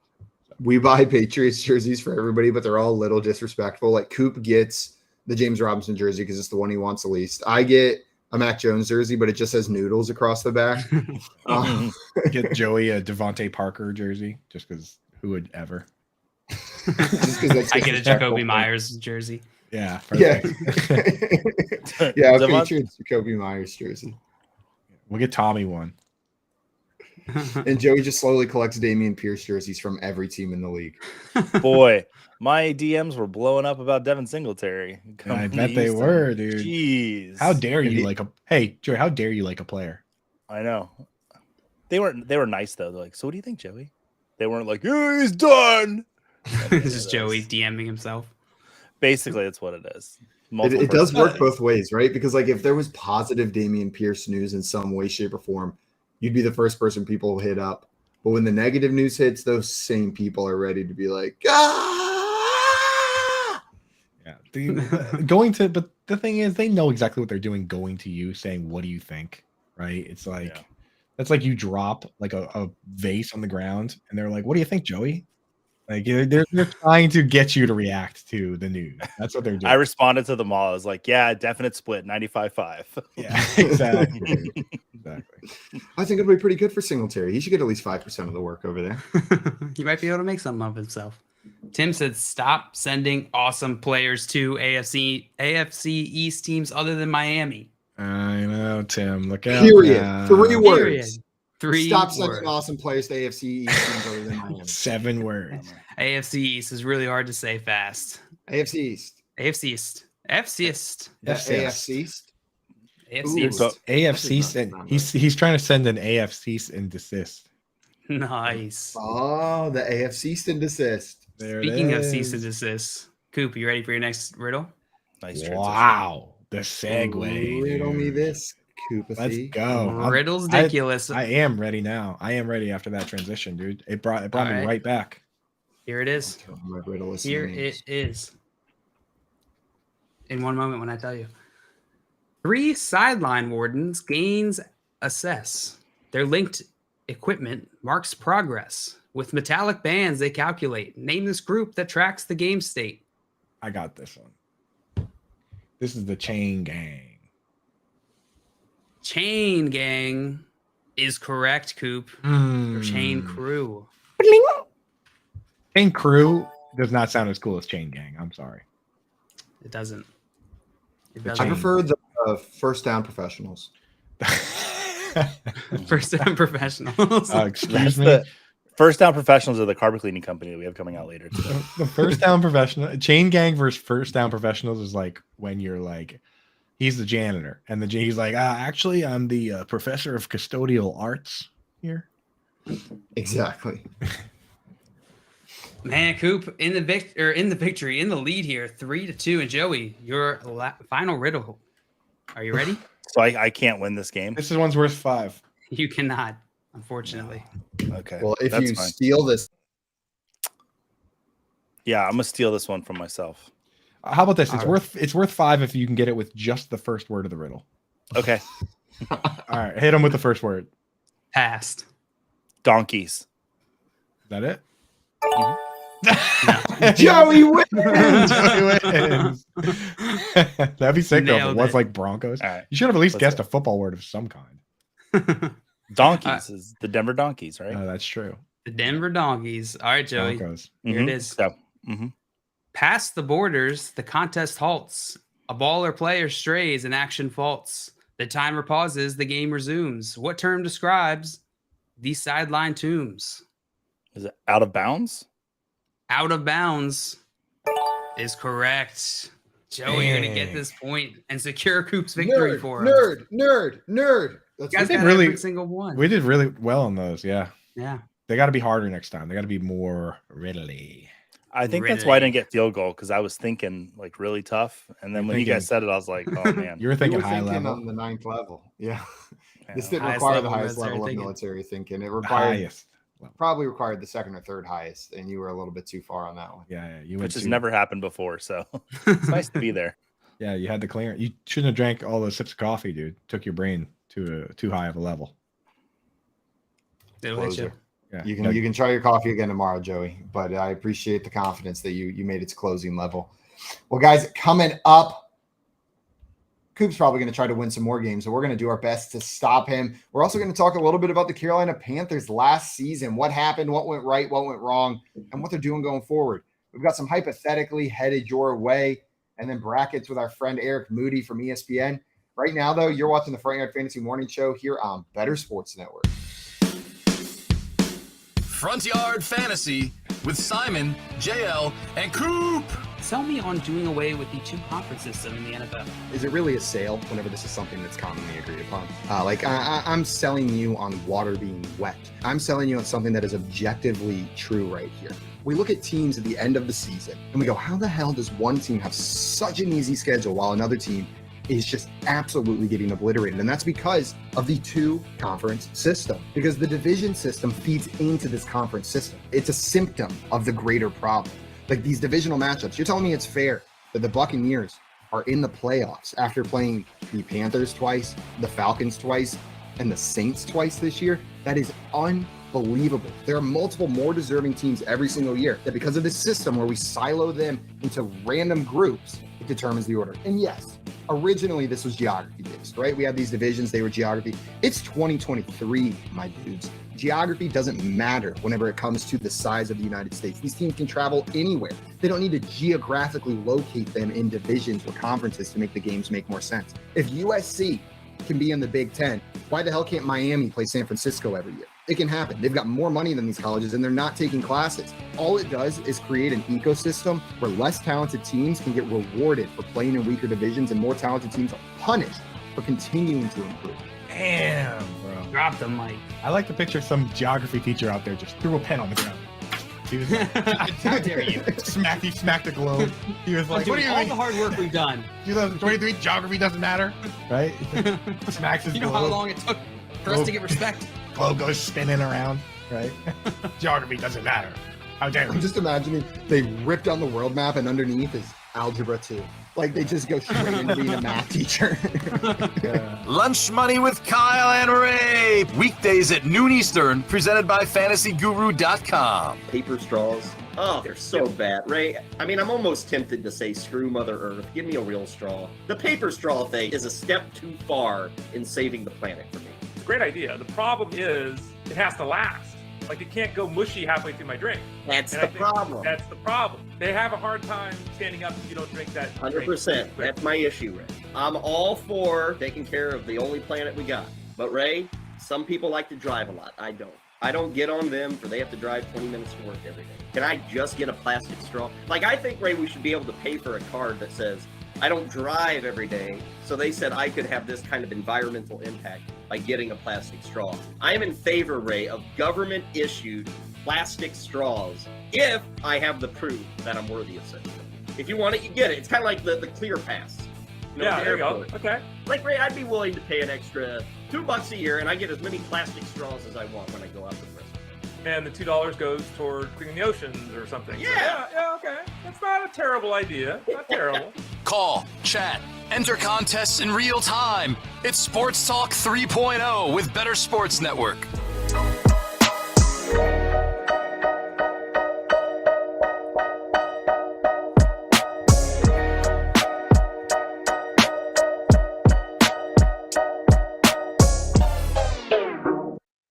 What's up, everyone? Welcome back to the Front Yard Fantasy Morning Show here on Better Sports Network. It's in the game. Auto beans. It's also in the beans. Coop eats beans for breakfast because he's been to England. He's been to England. Hilarious. What an idiot, dude. Idiot. Beans Yeah, for I have breakfast. I have a bit of a treat as part of my breakfast. Are we still doing BYOB? Yeah. It's an hour and a half. Bit of a treat for breakfast. What I consider to be the greatest of all juices. Any guess what that might be? Hog juice. It's hog juice. Grass juice. I Cucumber love juice. A glass of grass. I do want to say I gave a real answer. I said pog, not hog. Oh, I thought you said hog. Hog juice is much better though. What the heck is hog juice? Yeah. Something I've had on the airplane once in Hawaii. It was like papaya, orange, guava. Ooh, You that said a sounds special great. treat, so I thought of the specialist treat I could think Yeah. of. I mean, orange juice might be the best juice, but this is like kind of a little bit of a specialty juice. It's not like Apple. Pomegranate. Apple's pretty good, but it's not apple. It's not pomegranate. It's a combination of a famous combination of two fruits. What is it? It's one more guess for Simon. A cherry limeade. Cran grape. Ooh. I'm a sucker for crayon. Add another fruit. Yeah, Thanks for the close-up view, Coop. Oh, dude, look at this is getting wild. Look at I can see your face. Should I do the rest of the show through this glass of cran grape? Yeah, absolutely. Gran Oh, Cupio. all right, cool. What a treat. What a treat. Some cran grape in the morning. Welch's, you've outdone yourself this time. Or Ocean Spray. If this was you, credit where credit's due. Smart to not leave anybody out. And if you would like us to leave the other company out, hit us up. We're open for sponsors. And Welch, if you want Ocean Spray out of the picture, give Keith a buzz. Let's start a bidding war. P.O. Between Box. the juice tomorrow companies. our offices are full of cranberries, like up to our shoulders. Sponsored by Ocean Spray. Our rooms are just those Ocean Spray Cranberry commercials where the people are sitting there and the waiters. It's just letting you. Filled with like 4 feet of water. We're just letting you juice boys out there know that we can be bought. Dustin said, I'm not going to lie. I'm not a big fruit eater, but I love getting a juicer and juicing things. Juice it Who up, dude. doesn't love like shoving a carrot through a juicer? That's got to be one of the best Satisfying. feelings in the world, is like this crunchy hard object just becomes a liquid. Tall glass of salmon juice.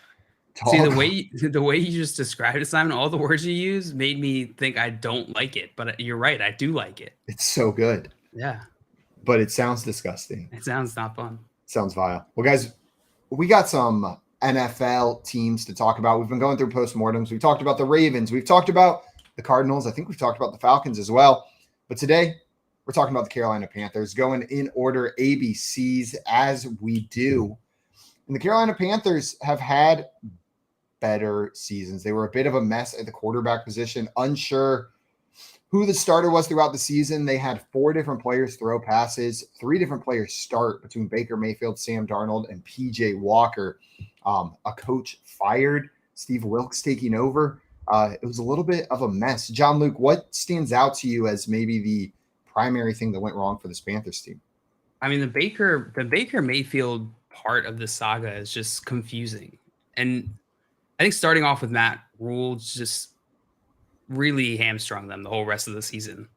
But the fact that Baker wasn't able to really do anything in that offense, I was not expecting that. That was a surprise to me in the season. Yeah, Baker Mayfield was in Superflex leagues, was one of my hiccup preferred late round targets last season. I thought he's an above average quarterback going to a below average team. So I was expecting average results, just very solid QB2 numbers from Baker Mayfield. And it was atrocious what we saw there. Now, that being said, it didn't get much better with other quarterbacks until Matt Rule left. And we saw Steve Wilkes kind of implement a different offense here, and it looked all right. Yeah, he's not an offensive, that's not his background or specialty. Nope. But you're right, it was at least passable. Yeah. It's funny how, because of the way the league is set up, it kind of moves the needle on what we consider average or above average. Because right when you said above average, I was like, Baker above average? But then I realized that we kind of look at it like only one team gets to win, and the quarterback's the most important position. So anybody who's not top 5, 6, 7, we're just like, oh, they suck. You know what I mean? But above average is top, the 15th or 16th quarterback is the average quarterback, and they're not that great. So, we kind of, in perspective, Baker Mayfield to me is an average NFL quarterback, right? Because there's plenty of guys that just wash out of the league in a year, 2 years, the Zach Wilsons of the world. He's not washed out yet. Maybe the Josh Rosens. So, we'll have to see what he does in Tampa Bay. But Carolina, it was not even average what he was doing. It was a really circuitous route to Tampa Bay to go through LA to get there. There had to be a closer layover. Yeah. Charcuterie? I worry that Sean McVay is just really good at talking to these quarterbacks through the headset and telling them what to do. That's what he did with Jared Goff. That's what he did with Baker Mayfield. feel like the Bucs might have fell for the old trap, the old Baker trap, the old Baker Los Angeles Rams pump and dump. Sean McVay just bringing in quarterbacks for a couple games, whispering in their ears, then getting some draft picks. Yeah, just like crypto. Man, Sean McVay as the leader of a multi-level marketing scheme sounds like the perfect Hollywood movie. Dangerous, dude. Like why does that fit so well? Boiler Room 2, starring Sean McVay, and he's selling Baker Mayfield to other teams. Yeah, basically his giant Ponzi scheme. Jared Goff. Yeah, I mean, I'd watch. There was one that really took hold of my high school, like MLM. Do you guys remember Verve energy drink? Vaguely. And so that they did the similar thing where like they would hire representatives and then they would have to buy a certain amount of product to sell, but they would get people underneath them to like buy a certain number of product and sell. And when I tell you this took grips of my high school, and my sister's ex-boyfriend was the ringleader. He was a criminal, man. He was a scam artist down to his core, and he's probably killing it now. Unbelievably talented. I don't want to take that away from him, but a criminal. And he was running this thing. And I just remember like going to one of the meetings that he had, and there was 80 people there, just like, and he was hyping them up, and they were like, yeah. And that was the moment where I was like, yeah, Rebecca has to get out of this relationship. This isn't healthy. The level of charisma that he's got 80 people buying energy drinks from him, like that they've never heard of, is a little bit too high. It's too much, dude. And it's so funny that we sit here and we're like, oh, yo, pyramid scheme. That's a bad word and that's illegal. And then these multi-level marketing things come around and they're like, well, here's the shape of how the organization works, right? So here at the top, right? We're just like, wait a second. The more people you get underneath you, then it just trickles all the way up to the top. And I'm like, that looks trickles all the way up. Sean McVay's getting the other teams to buy into his pyramid scheme. Like, yeah, you just send me your quarterbacks, and then I speak in their ear for a little bit, then I trade them for draft picks, and then you get someone else underneath you to do the same thing. Yeah, I guess. The old QB pyramid scheme. Classic. 100%. Outside of that quarterback position, though, I guess they're still figuring out what they're doing at quarterback next year. We assume they're going to draft C.J. Stroud or Bryce Young at the top there and have them start. But there's not much of a strong veteran presence in that locker room to go with them. The rest of the offense wasn't too much to get excited about either. They had Christian McCaffrey for 6 games, and then they didn't. And it was Deonta Foreman and Chuba Hubbard running the show there. What's going on at the running back position for this Panthers team next year? Miles Sanders, super duper megastar in fantasy football, catching 1 million passes and scoring all the touchdowns. Thank you. I see the rest of my time to the chair. I see the rest of my, and Chuba Hubbard, if he gets hurt, Chuba Hubbard will come in once again and do poorly. JL, anything to add on Chuba? I don't remember. Where did Deonta Foreman go? He went to the Bears. Bears. That's what. Oh, that's right. That was the Bears guy. Yeah, now Chuba has been decent when he's filled in. I think that he's going to be a solid like Alexander Madison type player, like that solid backup. I think he fits as a nice complement to Miles Sanders. That being said, I am excited for Miles Sanders. We'll see what happens. He's always been a great running back. He's never been a high touchdown guy because of the offense that he's been in. Maybe we get more touchdowns. Now, that being said, he is on the Panthers offense, which there might not be a lot of touchdown opportunity. But this dude let's see if that 5 yards per carry holds up in Carolina. But even if he's running like 4.5, 4.8, you're probably still pretty happy with it. Yeah, and I'll take a hit in yards per carry for receptions. We talk about it all the time where it's mathematically been shown that the receptions are more valuable than the carries. Alvin Kamara never had a 1,000-yard season. Austin Eckler's never had a 1,000-yard season. Don't care about that. So I'll definitely trade the yards per carry for receptions. The real pain is if he doesn't catch more passes, but he loses yards per carry and scores less touchdowns, and then he's just another running back that on a bad team that's not very good. And that's within the range of outcomes. But I think that now not having Jalen Hurts moves the high end of the range of outcomes higher than it was before. I'm with you.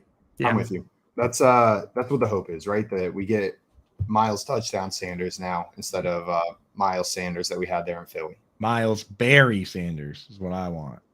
Miles Barry Sanders. Miles Booby Barry Sanders. That's what I want. That's what I want to see, dude. Just the greatest Miles Booby Barry Sanders. Miles Booby Barry Sanders, the greatest running back of all time. Let Booby spin. Let Booby Barry spin. That's what I want to see. Let Booby spin. And for the amount of money they gave Booby Barry, Miles Sanders, he should be doing lots of spinning for that team.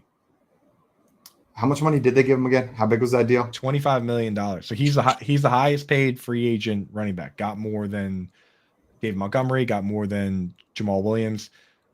He's being paid is not. I mean, it's not the high. I guess technically the highest paid guys are the franchise tag guys because they got 1 year $10 million, which per year basis, no running back's going to get $10 million for like a 4 year $40 million deal. But as far as like total guaranteed money, he got the most. Probably intend on using them like that. It makes sense also with a rookie quarterback coming in that they try to shore up that run game a little bit, maybe create some more balance to that offense so it's not just Chuba Hubbard running the show. Now at receiver, it was DJ Moore was their number one guy, had been for the past 4 or 5 years. He's gone now. He is now a Chicago Bear. So we're looking Terrace Marshall show. Terrace Marshall and Laviska Shenault as the wide receiver 1 and 2 there. That's right. You comfy with that? You think that's what they're going to go into the season with? Well, they added another guy. You guys, how quickly we forget they snuck in and added Adam Thielen. I did entirely 100% forget about Adam Thielen. So sorry, Terrace Marshall and Laviska Shenault. This is probably the Adam Thielen show. But there's a co-star position.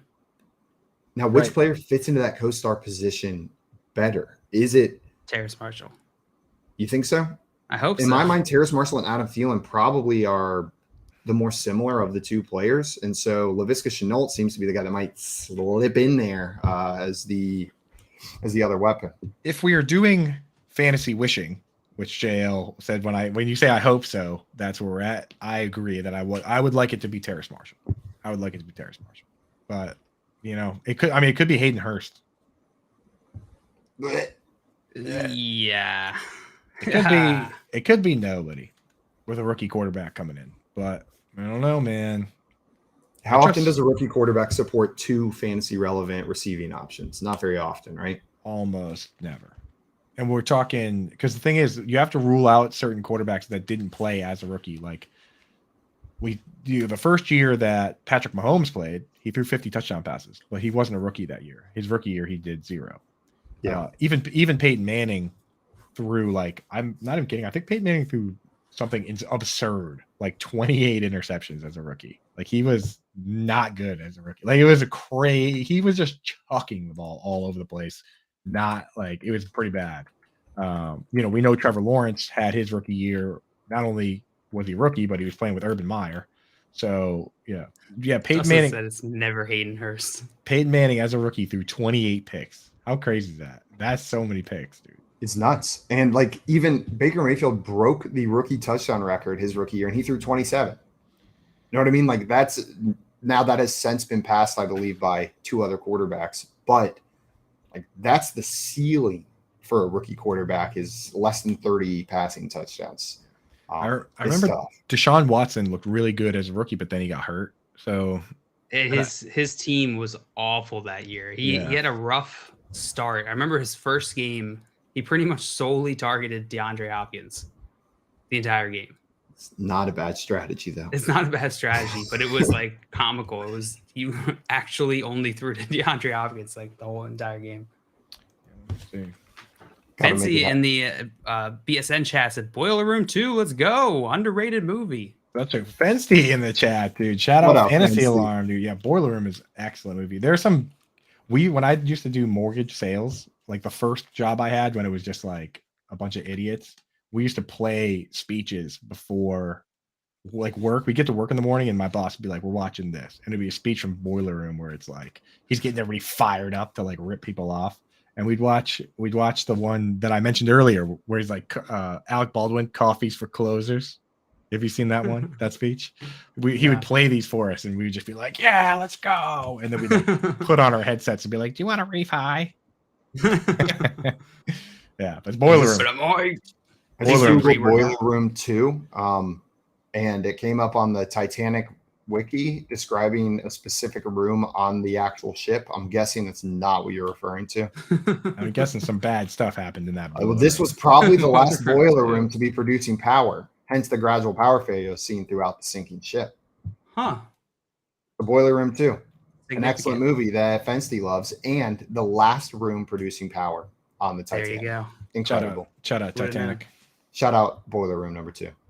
Yeah. I'm going through and looking at like some of the highest graded rookie seasons for quarterbacks, and it's like Russell Wilson as a rookie, but his top wide receivers were Sidney Rice and Golden Tate, and neither one of them had more than 800 yards. Robert Griffin on Washington, but the reason that was such a good season was he had 800 rushing yards and 7 touchdowns. The Baker Mayfield season on the Browns, which we know that they didn't have 2 high-end pass-catching options. 4 is like Mac Jones and the Patriots. We can skip by that. Dak Prescott on the Cowboys in 2016. So you're right, Simon, that it's not that off. Your implication of like how often does a rookie quarterback have 2 fantasy relevant pass catchers? The answer seemingly is virtually never. Virtually never. So it's probably, if we think it's going to be Adam Thielen, that's probably the pass catcher we should draft there. But maybe it's not a guarantee. Jail, if you've got thunder or fire behind Terrace Marshall, if you think there's a chance, maybe we started seeing some of it last year. Adam Thielen's aging, getting older. Taking a shot on Terrace Marshall late in drafts and thinking maybe he's the guy that this rookie quarterback connects with. I'm not opposed to. I'm not opposed, but it's one of those ones where if it's not week 1 or 2 that I see it, cut bait. You cut bait, and that seems like a draft early, cut bait quickly kind of player. Yeah, and to clarify, I didn't see enough from Terrace Marshall last year to make me happy. I wanted to see more. Yeah, my hope is purely just from I know he has the talent in him to play up to that level. I don't know if he's going to actually reach that. I'm not taking a stance there, but that'd be cool if he does. Right. I will say that he was playing, because I do the snap count articles for Fantasy Alarm. I kept saying, this guy's playing every snap. Like, he could pop at any moment. Didn't really pop. Like, he ended the season playing, these were his last 5 games. 85% snaps, 89% snaps, 93% snaps, 88%, 93%. So in those 5 games, these were his targets. 1, 3, 3, 3, 3. I will say that almost everything has changed for him going into the season. So that's where I think the point of what Simon's saying is true, and I can get behind, is that there's a chance that he locks up with this rookie QB coming in and he's actually turns into something. There's a chance. There's a chance. I'm rooting for it, but he's got to step up. He needs the QB help. 100%. We'll see if this offense turns around. I was a little bit surprised that they didn't hire Steve Wilkes, but I think the Frank Reich hire is a good one, and it seems like he's putting together a decent staff over there. So hopefully we get an improved Carolina Panthers offense going into next season. Now, we spent most of that time talking about Terrace Marshall when we're talking receivers there. Is there any hope for Laviska Shenault, or is this a not even rostering them in Dynasty? There is, and I'm not rostering Shi Smith. He was a day 3 pick that they went out and got Laviska Shenault. I mean, that immediately crushes all that kind of crushes a lot of the upside there. So I'm not excited for Shi Smith. Laviska Shenault's a guy that when you have an ambiguous room like this, which we've seen it like with the Panthers before, 2020 Panthers, everyone was drafting DJ Moore at pick. He was like wide receiver 9, and Robbie Anderson was wide receiver 54, and Curtis Samuel was 64. And then it went completely the opposite, where Robbie Anderson and Curtis Samuel scored more PPR points than DJ Moore. When it is ambiguous and we don't know who the guy is, I'm always willing to take whoever the cheapest guy is in best ball. So if Thielen's going early and Marshall's going next, I'll take Shenault. If it's Shenault, I'll take Terrace Marshall. Whoever's going third, I don't mind taking a stab on those guys. So for Shenault, you're saying maybe in best ball? I'm saying, just like we said, maybe in best ball. Also, Jay in the chat saying, did someone say Visca? And Dustin said Visca is going to be fire this year. So Dustin in on Visca with a rookie quarterback there in Carolina. And then Hal in the chat said, LaVisca is a daily fantasy gold mine. Weeks at the top corner is lockdown, and the third guy is a hot dog vendor. So if you're doing your deep dive DFS and you see that the opposing team has a lockdown corner and a hot dog vendor as their third string, then get LaVisca in your lineups. Get him in there. There you go. Every single time. Lots of good advice. So now, whenever we look at this team, what glaring holes do you think they need to address this offseason, either through free agency or through the draft? Obviously, quarterback needs to be filled. They grabbed Adam Thielen, so maybe that's the moves they're making at wide receiver. Are there other moves that you guys see in the works for this Panthers team? They need to, they need to bolster that O-line, and they need to just I think they need some explosive skill position players. I think Adam Thielen is a great wide receiver acquisition for the team, but I think they need somebody on the other side of that who's going to be explosive.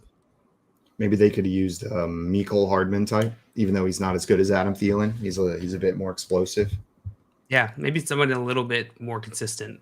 But yeah, definitely that type, like big play. Yeah, I will say I've been kind of monitoring them. When I say kind of monitoring them, I've been running the stupid free agent tracker over at Fantasy Alarm. Shout out Fantasy Alarm. Go check that out. It's not stupid. It's actually very cool, but it is pretty labor intensive. And I've been monitoring the moves, and I really like kind of how this defense is coming together. So they have like the entire defense, when you go through it, it's like all first and second round picks.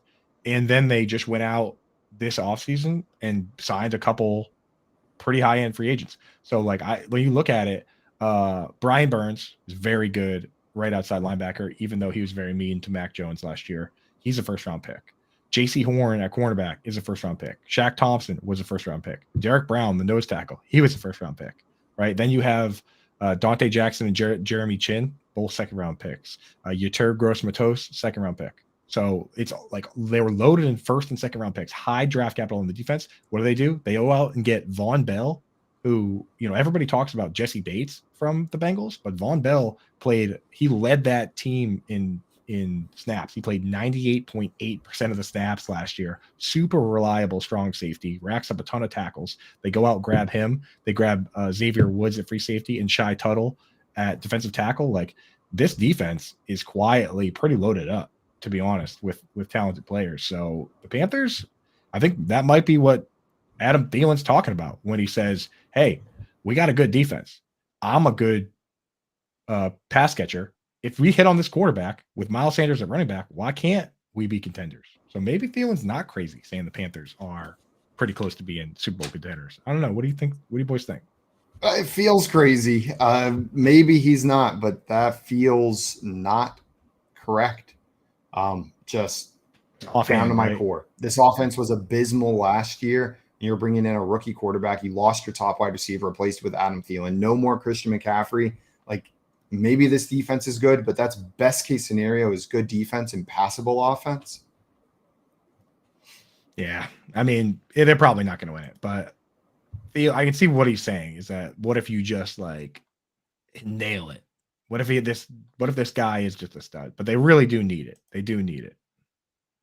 Absolutely. I was trying to look up the odds to win the division for the Carolina Panthers.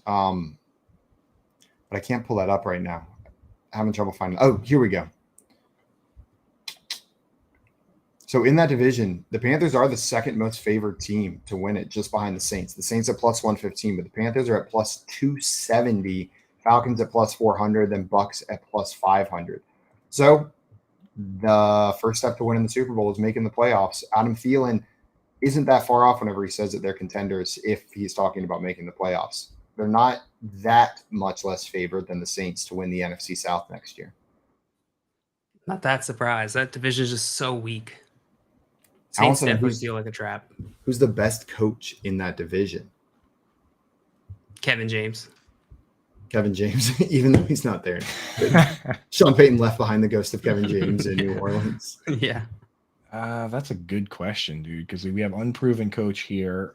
People hate Arthur Smith, and I don't know if he deserves it. I think he's a fine coach, but people are just like, I hate Arthur. I can't not think of that about Nando.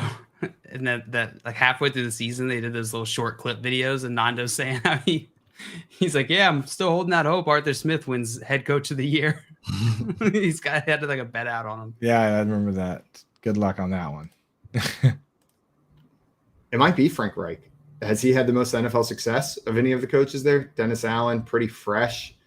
We got Arthur Smith.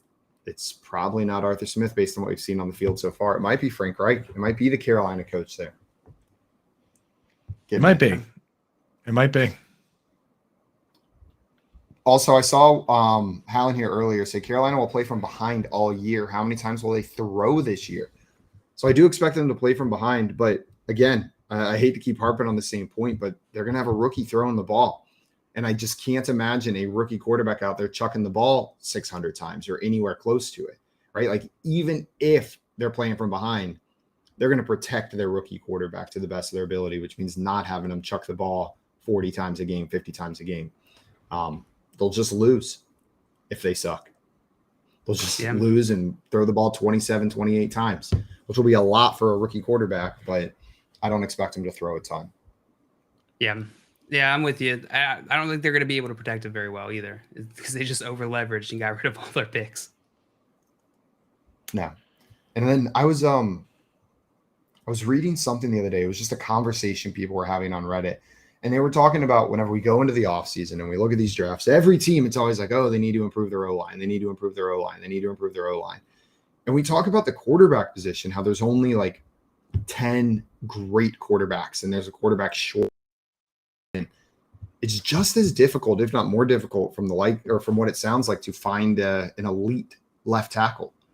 Like the elite left tackles are just as rare, if not more rare than the quarterback. So of course, all these teams want to upgrade at offensive line, just like the teams with Jared Goff want to upgrade at quarterback. Sometimes you just can't. The talent's not there. It's not available. It's on teams. Sorry, try again next year. Yeah. And a big part of that is that every team needs 2 tackles and they play every single snap. So like even just like you don't just find them floating around.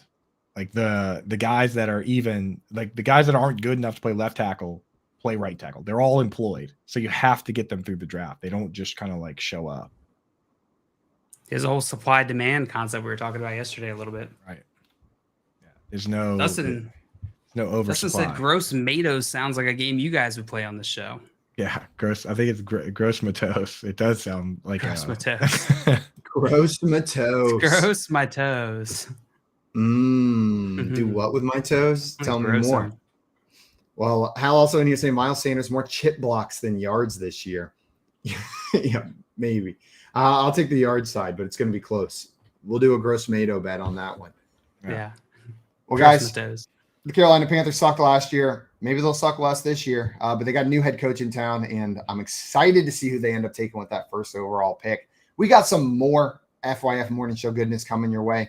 We're going to play some hypothetically, and then our friend Moody is joining us for a best NFL nicknames bracket. Right now, you're watching the Front Yard Fantasy Morning Show here on Better Sports Network. Talk about your picks and your fantasy teams on Better Sports Network. The importance of checking out the site that you're playing on. Default rankings of these sites. A lot of times they don't get updated. I know from experience. I used to write default rankings for the NFBKC, the basketball version of the NFBC. I'd write these default rankings in June for the NBA, before the NBA draft, before free agency opened up. And guess what? I was never asked to write an update article or update the default rankings. This happens a lot. Maybe if there's something obvious, it gets updated. Aaron Judge, for some reason, hurts his back. Maybe they make that change. Just maybe. But you don't know that. And that's why it's just so important that you show up to your draft room or you do that free draft prep. We're all busy. We know we're about to devote a lot of time to our fantasy baseball drafts. Why not spend the extra 20 to 25 minutes to invest properly in your team, to go and see which of those players are way down default rankings? They're going to be different on all of these sites, and you're going to be looking at them and going, maybe their analysts think a certain player who shouldn't be in the top 100, who should be maybe even not even the top 200, will be in that top 100. You got to check that out. You got to know where you're playing, just like you got to know your format when you sign up for the league. It's just so crucial, and people just skip right over it.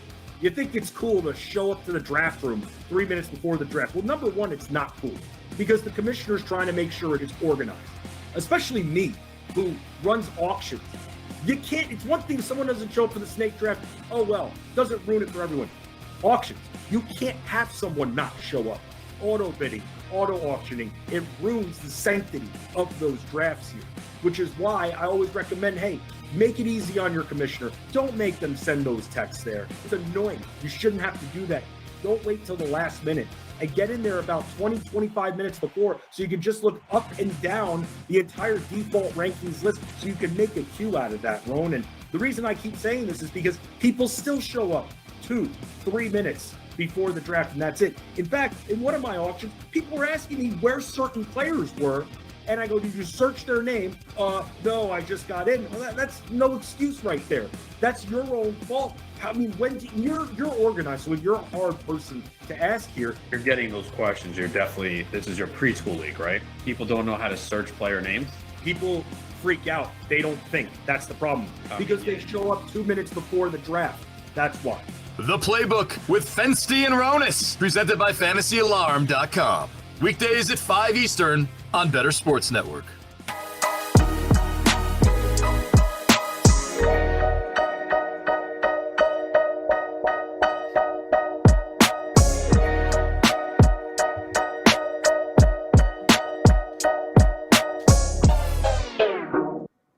What's up, everyone? Welcome back to the Front Yard Fantasy Morning Show here on Better Sports Network. We're about to get into a game of Hypothetically, the game where we peruse, and overthink the hell out of a hypothetical scenario placed in front of us. Maybe football related, maybe non-football related, but the one and only rule is overthink it. John Luke has some hypothetical scenarios for us today. Coop and I are going to do our best to fully explore them. Yes, you are. Yes, you are. You guys ready? Yeah. Let's do it. All right. Our first hypothetically prompt is... Ooh, did we? We did one of these. But did we do the other one? That is a good question. I don't know. But let's go with this one. Would you rather be able to breathe underwater or be able to walk on water? Ooh. Now, I thought for sure whenever you said the first option, I was going to pick it because I didn't know what the second option was, but I probably should have waited for the second option. Yeah. Now, would I need to have like weird looking gills and all that, or is it just me as I am now, but I can breathe underwater? I think it's you as you are now, because otherwise you'd have to have some weird looking shoes to walk on the water, and that'd be Your feet would be like really create like a large surface area. You just have these really large flat feet, comically large, flat like feet. 4 foot in diameter, like They make you look real pads. stupid. Yeah. Also, Hal with a great question. Can you turn on and off walking on water, or are you trapped above water? You are Like trapped you above know water. how I guess you would know how to break the surface. Like you can walk on it, but then you could choose to break the surface, like maybe like stomp down and you break through or something. Yeah, I guess. You just you know can turn it how. on and off. It's like a technique. You have a specific technique that you know where you just kind of like put your foot at a certain angle and then you're good. So easy abs. The pressure doesn't exist in this scenario. It does, but it makes it so you can walk on water. Surely. I know you like, because I know you like to even things out. And then if we were going to even out the other side, it would be like, well, you can only breathe underwater. And then all of a sudden we're not picking that. Like, so there's no, yeah. So, okay. Now with the breathing underwater thing, I still have to like swim. Like it's just I still have to swim and do all the stuff normally. And I'm still susceptible to pressure changes, I imagine too, right? Yeah. Or am I legit like submarine? Okay. No, you still have to deal with pressure changes and stuff. In the same way that you still have to walk across the water. Yeah. Yes. Yeah. Okay. All right. I think I'm ready to make mine, Simon, unless you have any more questions. When walking on water, does this exclude other forms of movement? Can I run? You can run. I can run on water as well? Because Yeah. I'm just thinking in a scenario where I'm walking, what if I'm being chased by a shark? That might be dangerous though, because shark can come up from underneath. Yeah, I'll just go, whoo! I'll just give it a little hop. I don't Zigzag. know if that hop's going to do much for you. A shark Depends coming up on- from underneath. Depends on the type of shark. I feel And like that type of hop. shark's going to be a problem in either scenario, I imagine. I don't know. I played Cuphead, so I'm pretty sure I could outrun a shark in the ocean. I know all the techniques. I would just need a couple hundred deaths to learn the Yeah, pattern. exactly. That's that's Cuphead. You need a couple thousand tries before you get it figured out. There was a moment I went back to the fountain where it tells you how many times you had died, and this was in the middle of not even having beat the second to last boss. 2,700. 2,700 times we had died up to that point in the game. Oh my God. Pretty brutal. It shows you the count. It shows you the count. There's a fountain in Inkwell Isle 2 that you can walk up to and click on, and it'll tell you how many times you've died. Oh, that's going to make me feel bad. Yeah, it hurts. I got to get back in there and play that one again. That game's wild. It's a good one. Maria and I have been playing it. Jason, what happens when you take a shower? Nothing? If you put your face like this, you can breathe. And if you stand there, you can continue to stand there. This in the shower. If you go really quickly, you can climb it. if your drain's clogged, you can be an inch taller in the shower. There you go. Yeah, that's a good point. Or if you fill up your tub, you could be a few feet taller, maybe. Oh, if it hit the ceiling. If it rains really hard, you can fly. Why can you fly? Because you just run on the raindrops, dude. Like there's enough rain, you just run. Whoa! You're still subject to physics to some degrre. You need at least enough water to support your weight, right? You can't. It has to be raining really hard. Fine.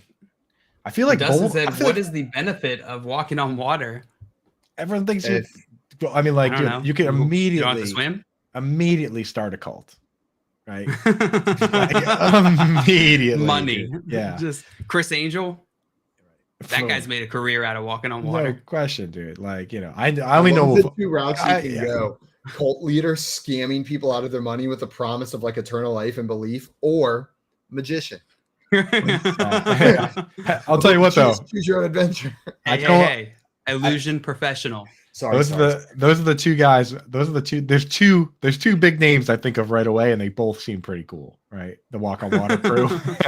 So just saying. Jesus Christ and Chris Angel. And Chris Angel. And those lizards named after Jesus Christ. And Simon, in no particular order. Yeah. Okay. It's a duo. It's a 1A, 1B situation we got going on here. Yeah. I mean, the thing about a lot of these hypotheticals is that one of the things I always have to ask myself is, are people going to ask me to help with things? Which that can be kind of a buzzkill. You know what I mean? Like people see you and they're like, oh, superhero, like you have to be the guy that goes down into the flooded mine to save people, or like, yeah, we need will you to go save my child? Yeah, I'm like from the pool. My child's like, hold my Hawaiian punch. Another one, yeah, exactly, dude. So I don't know. So, but the thing is, my cousin has this story where he was in Ireland studying abroad, and he was walking across a little bridge in a village in Ireland, and there was a child in the brook under the water, and he takes his shirt off. This 6'3", kind of chubby American dude jumps in, grabs the kid out. And it's a small town, so everybody treated him as a hero. It was a town that had the local pub, right? And he shows up right after, and he's the town hero for jumping in and saving the child. He said so much so that when he started drying off, he went to the bathroom and re-splashed himself with water, so people would keep recognizing him as the one who saved the kid. Oh my God! He went to the bathroom sink and put more water on himself. Just so wet. Milking that, dude. You're the hero. You didn't even need to breathe underwater. That's timely. That's timely because yesterday a car drove into the Inner Harbor here in Baltimore. That's not good. No, so Maria was showing me it was a the aerial shot of this car just in the water. And apparently someone had to jump in to go get them. Like not a EMS person or not like a firefighter or any, just a restaurant worker jumped in the water to like grab this person out of the water. And I'm just sitting there like, if my dog went in that water, I'm in there in a heartbeat, not thinking about it. If there's a stranger in that water, I'm probably jumping in, but oh man, that's a choice still. Yeah, that's, you know. But dogs, if it's somebody else's dog, I'm jumping in. If it's not disgusting water, like next to in the inner harbor, then I'm jumping in. I'm fine. I can go. You know, I'm a decent swimmer. I'll go help someone. But that's poo water out there. Like if it's legit poo water. If it's Boston, yeah. If it's Boston, I'll jump in. If it's like the beach, but if it's the Charles River, I'm sorry. Too gross. Would you guys jump in and save them in poo water? I like to think I would, but that's what I'm saying. Like in my mind, oh yeah, totally the guy to save them. And then I started thinking about it, and I'm like, ooh. Depends how many other people probably still do it. Like, if I look around and I'm definitely the best candidate, like if it's me and a bunch of old ladies, then I'm going. You know what I mean? But I'm also, but if Coop sees like a bodybuilder, two people down, he's just gonna cross his arms and peek over at him and be like, I mean, at the very least, if I'm there, if I'm there and it's the three of us and a bunch of old ladies having brunch, then I'm saying, let's go. And we're all going. Yeah. I'm like, let's go. Like, you know what I mean? I'm looking around. I'm finding the other big dude. Bear plunge. Because I'm not going to let this person drown me. I don't know if this person can swim. One less Patriots, man. That's what I'm saying, dude.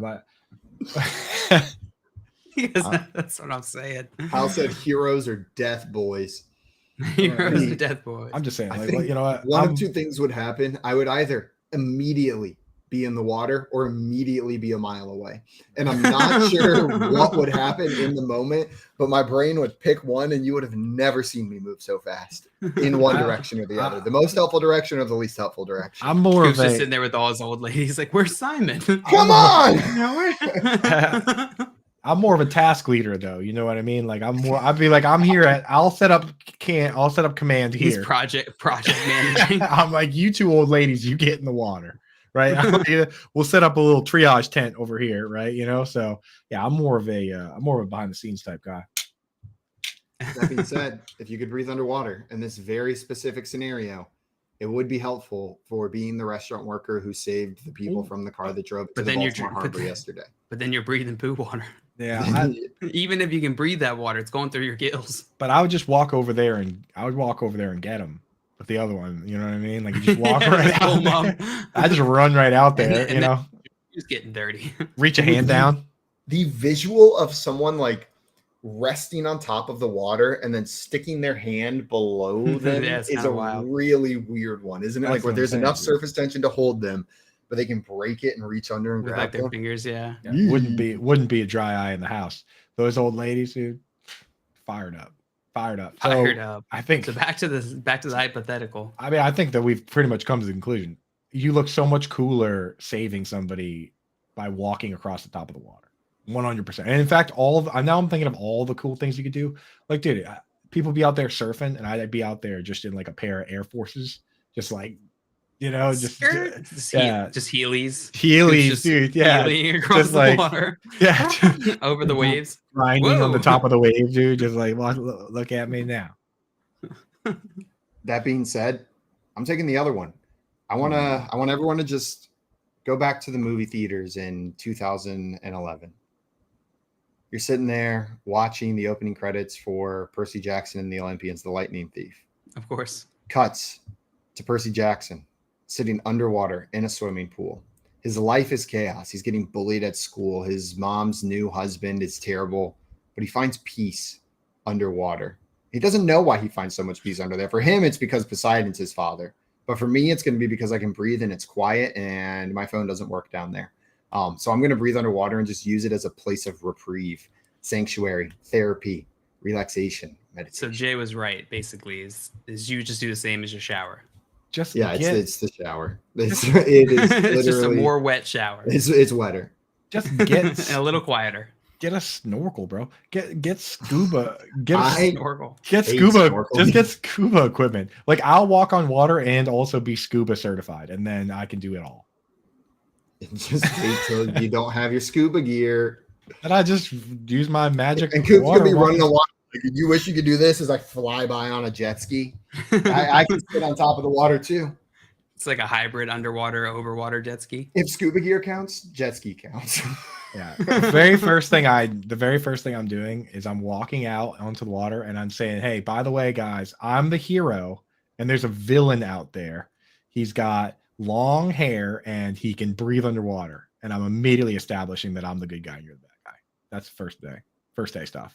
Step one. And then my shark friend comes up from underwater and eats you. Yeah, that's exactly what the villain would do. That's exactly what the villain would do. It's like food, not friends. That's such a villain. You would embrace your villain right away and just join the sharks. Maybe I'm just misunderstood. And then after I'm eaten by the shark, you'd be like, by the way, he was the bad guy. You would throw me under the bus. Exactly. Pretty smart plan. I'll give you that. All right. Well done, guys. Let's get into our next hypothetically prompt. Would you rather have the power to control the weather or the ability to control other people's emotions? Oh my God. They'd both be hilarious. Just like, I do kind of have the, I'm sorry, go ahead. I'm just going to say, to a degree, controlling the weather, you could just like make an entire city depressed, right? Yeah. You could just make it gray eternally, like turn it into Cleveland in the winter or all the time. Or Seattle. Like your enemy, you just always have it be hailing or like something. Wherever they live, it's always like a little bit warm. It's like 78, cloudy, 85% humidity, and drizzling. There's a surprise tornado coming. And then once every 2 weeks, there's a tornado just to mess with them all the time. You could get out of everything. You would You would never have to do anything, bro. In both scenarios. Yeah, I mean, like, yeah, dude, 100%. I mean, like, one just requires manipulation. How easy would it be to put the power out? It would not be difficult. Yeah. At some point, they're gonna catch on. They're gonna be like, dude, it's weird. Every single morning at 6:50 a.m., the power goes out. Yeah. What's going on? Just imagine like sitting in class about to take a test and you look out the window and you just see a tornado come and directly hit a power line and then disappear. Oh, man. I'm using it for even more petty stuff, dude. Like every time Chris Sale got up to like 80 pitches in only like 3 innings, I would just be like, game's canceled. Rain. Postponed. Well, and then we're gonna have inclement weather for how long does it take for him to get 6 days, and then he'll get back on the mound, right? Like you get so mad that they have domes. Anytime they use domes against you, you're like, ah. Dude, they will just continue to find ways to cram seats into Fenway Park before they build a dome or build any sort of new park. They're just like, you sit up on this monster. You sit up on this billboard. Like they're just slamming seats in there without making it any bigger or better. They harness you to the foul poles is going to be the next thing that they start doing. The new foul pole seats. Like I would not. It's like surprised. On the bungee jump ropes, just dangling from the top. You just see fans bouncing up and down the entire game. But eventually, they just stop bouncing and they're just hanging. You're just strapped in, just dangling. The ball's coming at you, and you like lean your head over to make sure it hits the foul pole, and you clonks you in the head, and everyone's like, "Yeah!" And you're like, "Yeah!" And Beelzebub. Now you're knocked out, and your lit body's just bouncing up and down on the foul pole in the outfield. All the fans are at the bottom shaking the pole, and you're just like, they have some sort of like they like raise flags at the school. They got one of those things. Just pull you up. It sends you up, dude. They forget to bring you down at the end of the game. Yeah. Did we ever bring Jerry down? Oh man, you'd be so sunburned. I don't know. I don't remember. I have no memory of it. I am now just imagining all the like if a stadium just went balls to the wall with putting funny seats up. I like how suspended over the field, like suspension bridge style, but it's just or like the construction workers with their lunch pails sitting on the beams. You just got metal beams. There's a bunch of fans sitting up there kicking their legs, dangling over, looking down at the field. That'd be kind of whoa, and then everyone catches them. Oh, that was a close one. Oh, dude, what? I never thought of that for like domes. What if they did have things where they just like strapped you in and you were looking straight down the game? Dude, what would the concession people that walk around? What would that be like in that scenario? They would be drones. They're up there. Whoa. Whoa. They're trapeze artists. Some They've got a Lemonade. Can I interest you in anything? Would you like oranges? That sounds really safe, actually. Yeah, this is a great idea. Savannah Bananas taking notes. Next season, they're gonna have suspension held seats. That's like the Sandlot in reverse. Yeah, that's an easy A say. Oh, you did change you can change your YouTube name. Look at that. Yeah, good. You guys gotta change your Google name, I think. Dustin said, how small of an area can I control the weather in? Can I make it rain just on the opposing team's sideline, or are they just super wet and cold while sitting there? Ooh. It's not incredibly refined, I'll say, in either case. So controlling the weather is like generic, similar like you open your weather app. I can change the weather in Baltimore or maybe a part of Baltimore, but it's not so granular. I can like pick a small area to do it. In the same way you can't like orchestrate people's emotions. You can just influence. And again, we run into the same problem that we run into with a lot of these. If you want to be very careful with how you're doing the weather influencing thing, because when people find out that you can do that, we've run into this with so many of these hypotheticals. They're going to ask you to do stuff. The government's going to put a bag over your head and throw you in a van the moment they know that you can control the weather, right? And they're just going to have you. And then you're going to bring an absolute hailstorm, chaos when they try to transport you anywhere. But they're going to be just like have you in a cage and like poke you with a stick. Like it's going to be sunny for the Olympics, right? Like, so they just use as a glorified weather channel. Yeah. All roads for Coop lead back to the weather channel. The weather channel is pretty dope. I'm not gonna lie. So what was the other? I don't even remember what the other one was. Being a foul pole in baseball. What was the other option?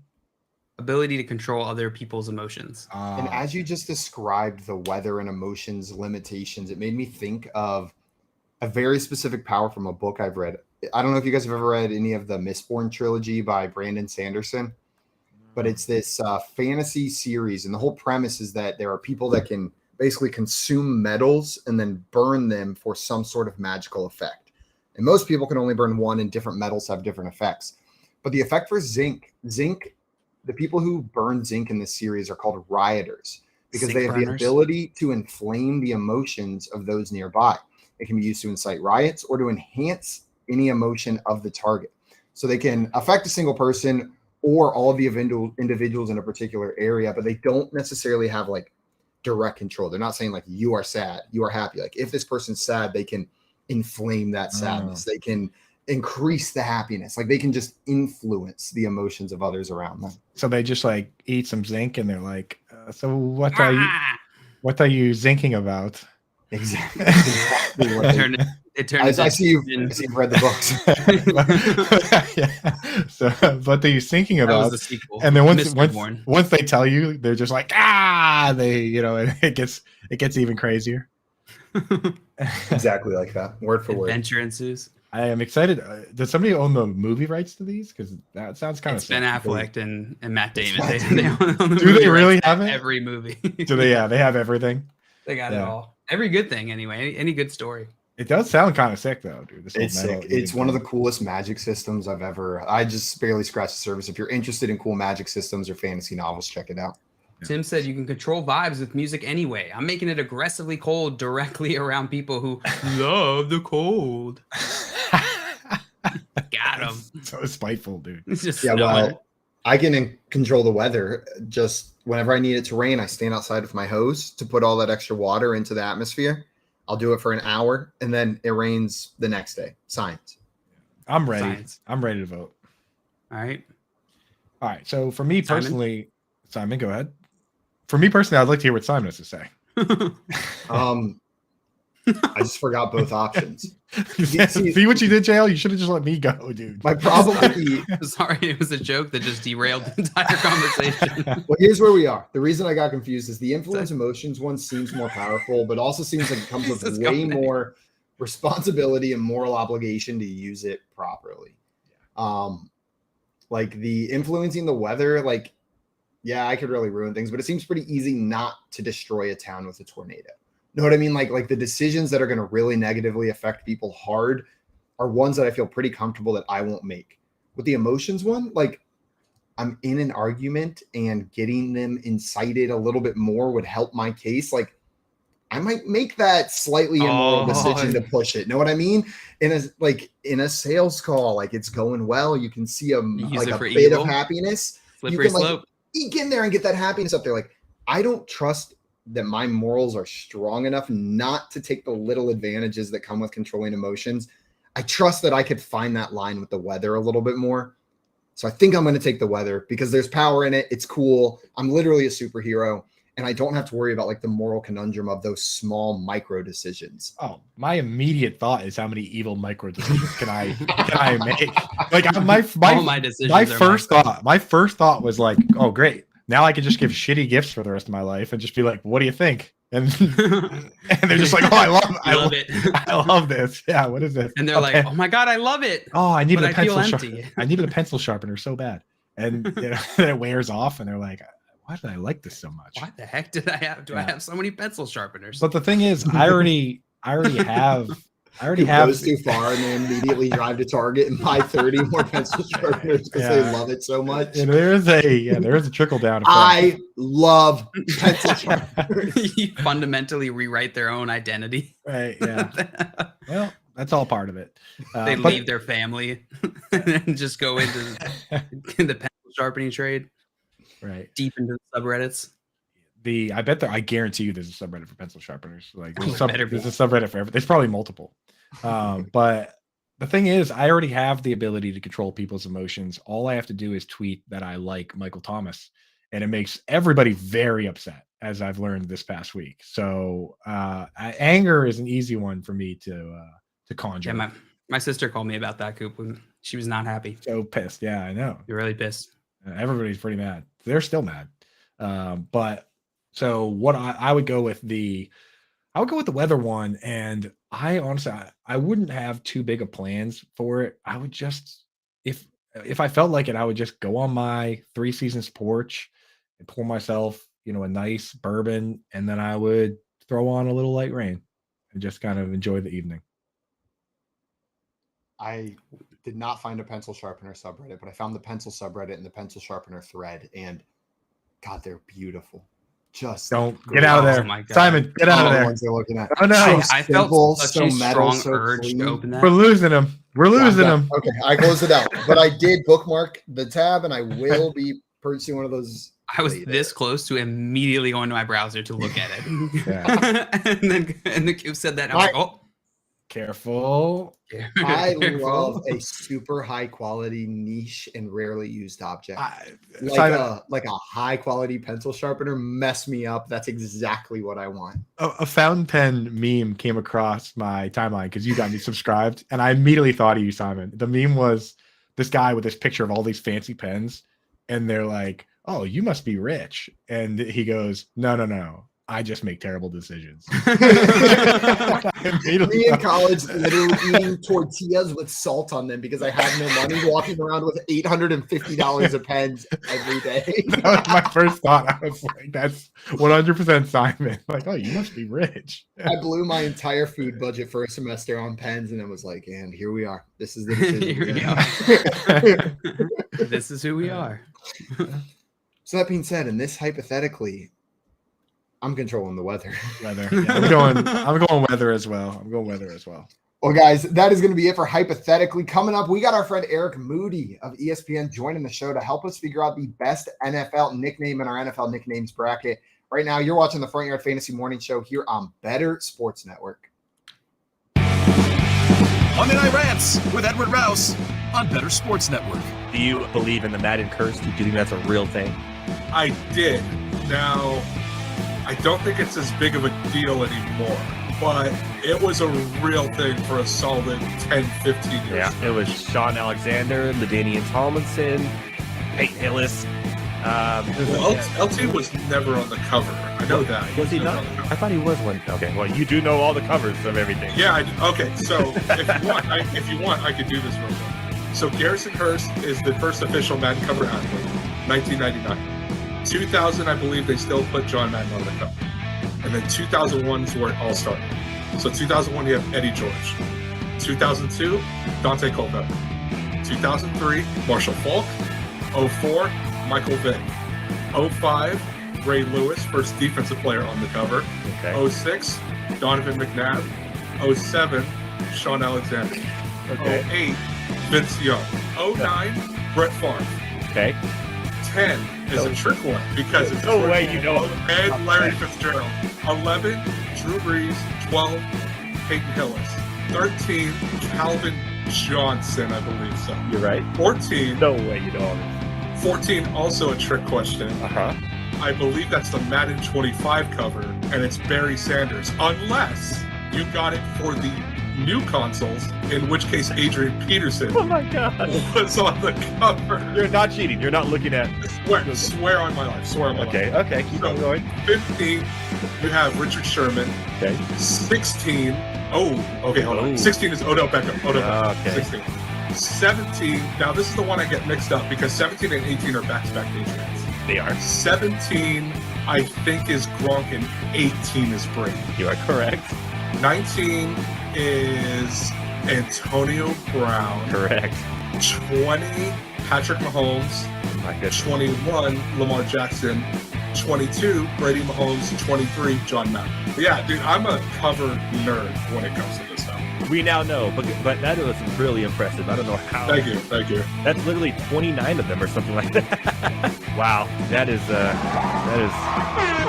You did not miss a single one, and you even got the special editions where they had 2 people on the covers. Monday Night Rants on Better Sports Network.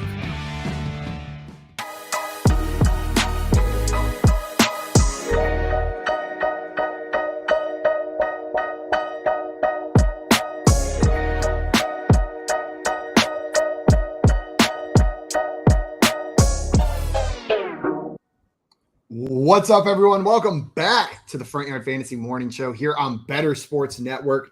We are about to determine the best beans and the best NFL nickname. And here to help us, we have our great friend, Eric Moody. For those of you that don't know Moody, come on. And also, check him out on Twitter at Eric N. Moody. He is a writer and analyst for ESPN covering the NFL, the NBA, and WNBA. And Moody, as always, excited to hang out with you, my friend.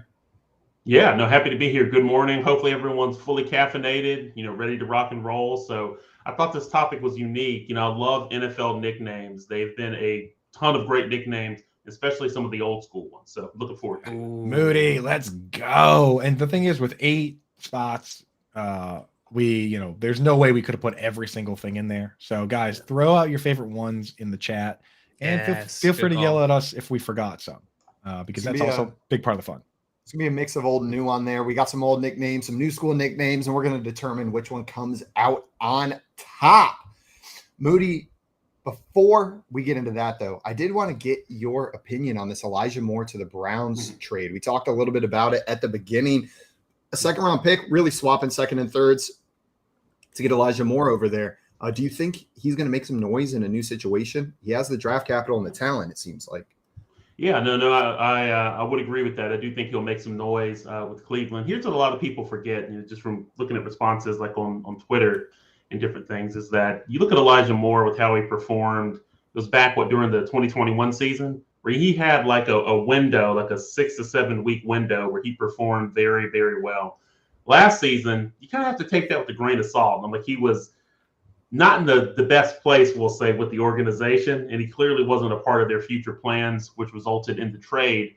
But he's going to be catching passes from Deshaun Watson and also playing alongside Amari Cooper and Donovan Peoples-Jones. But I think the most important takeaway is that a lot of people are kind of have this reaction. Well, Deshaun Watson was horrible last year.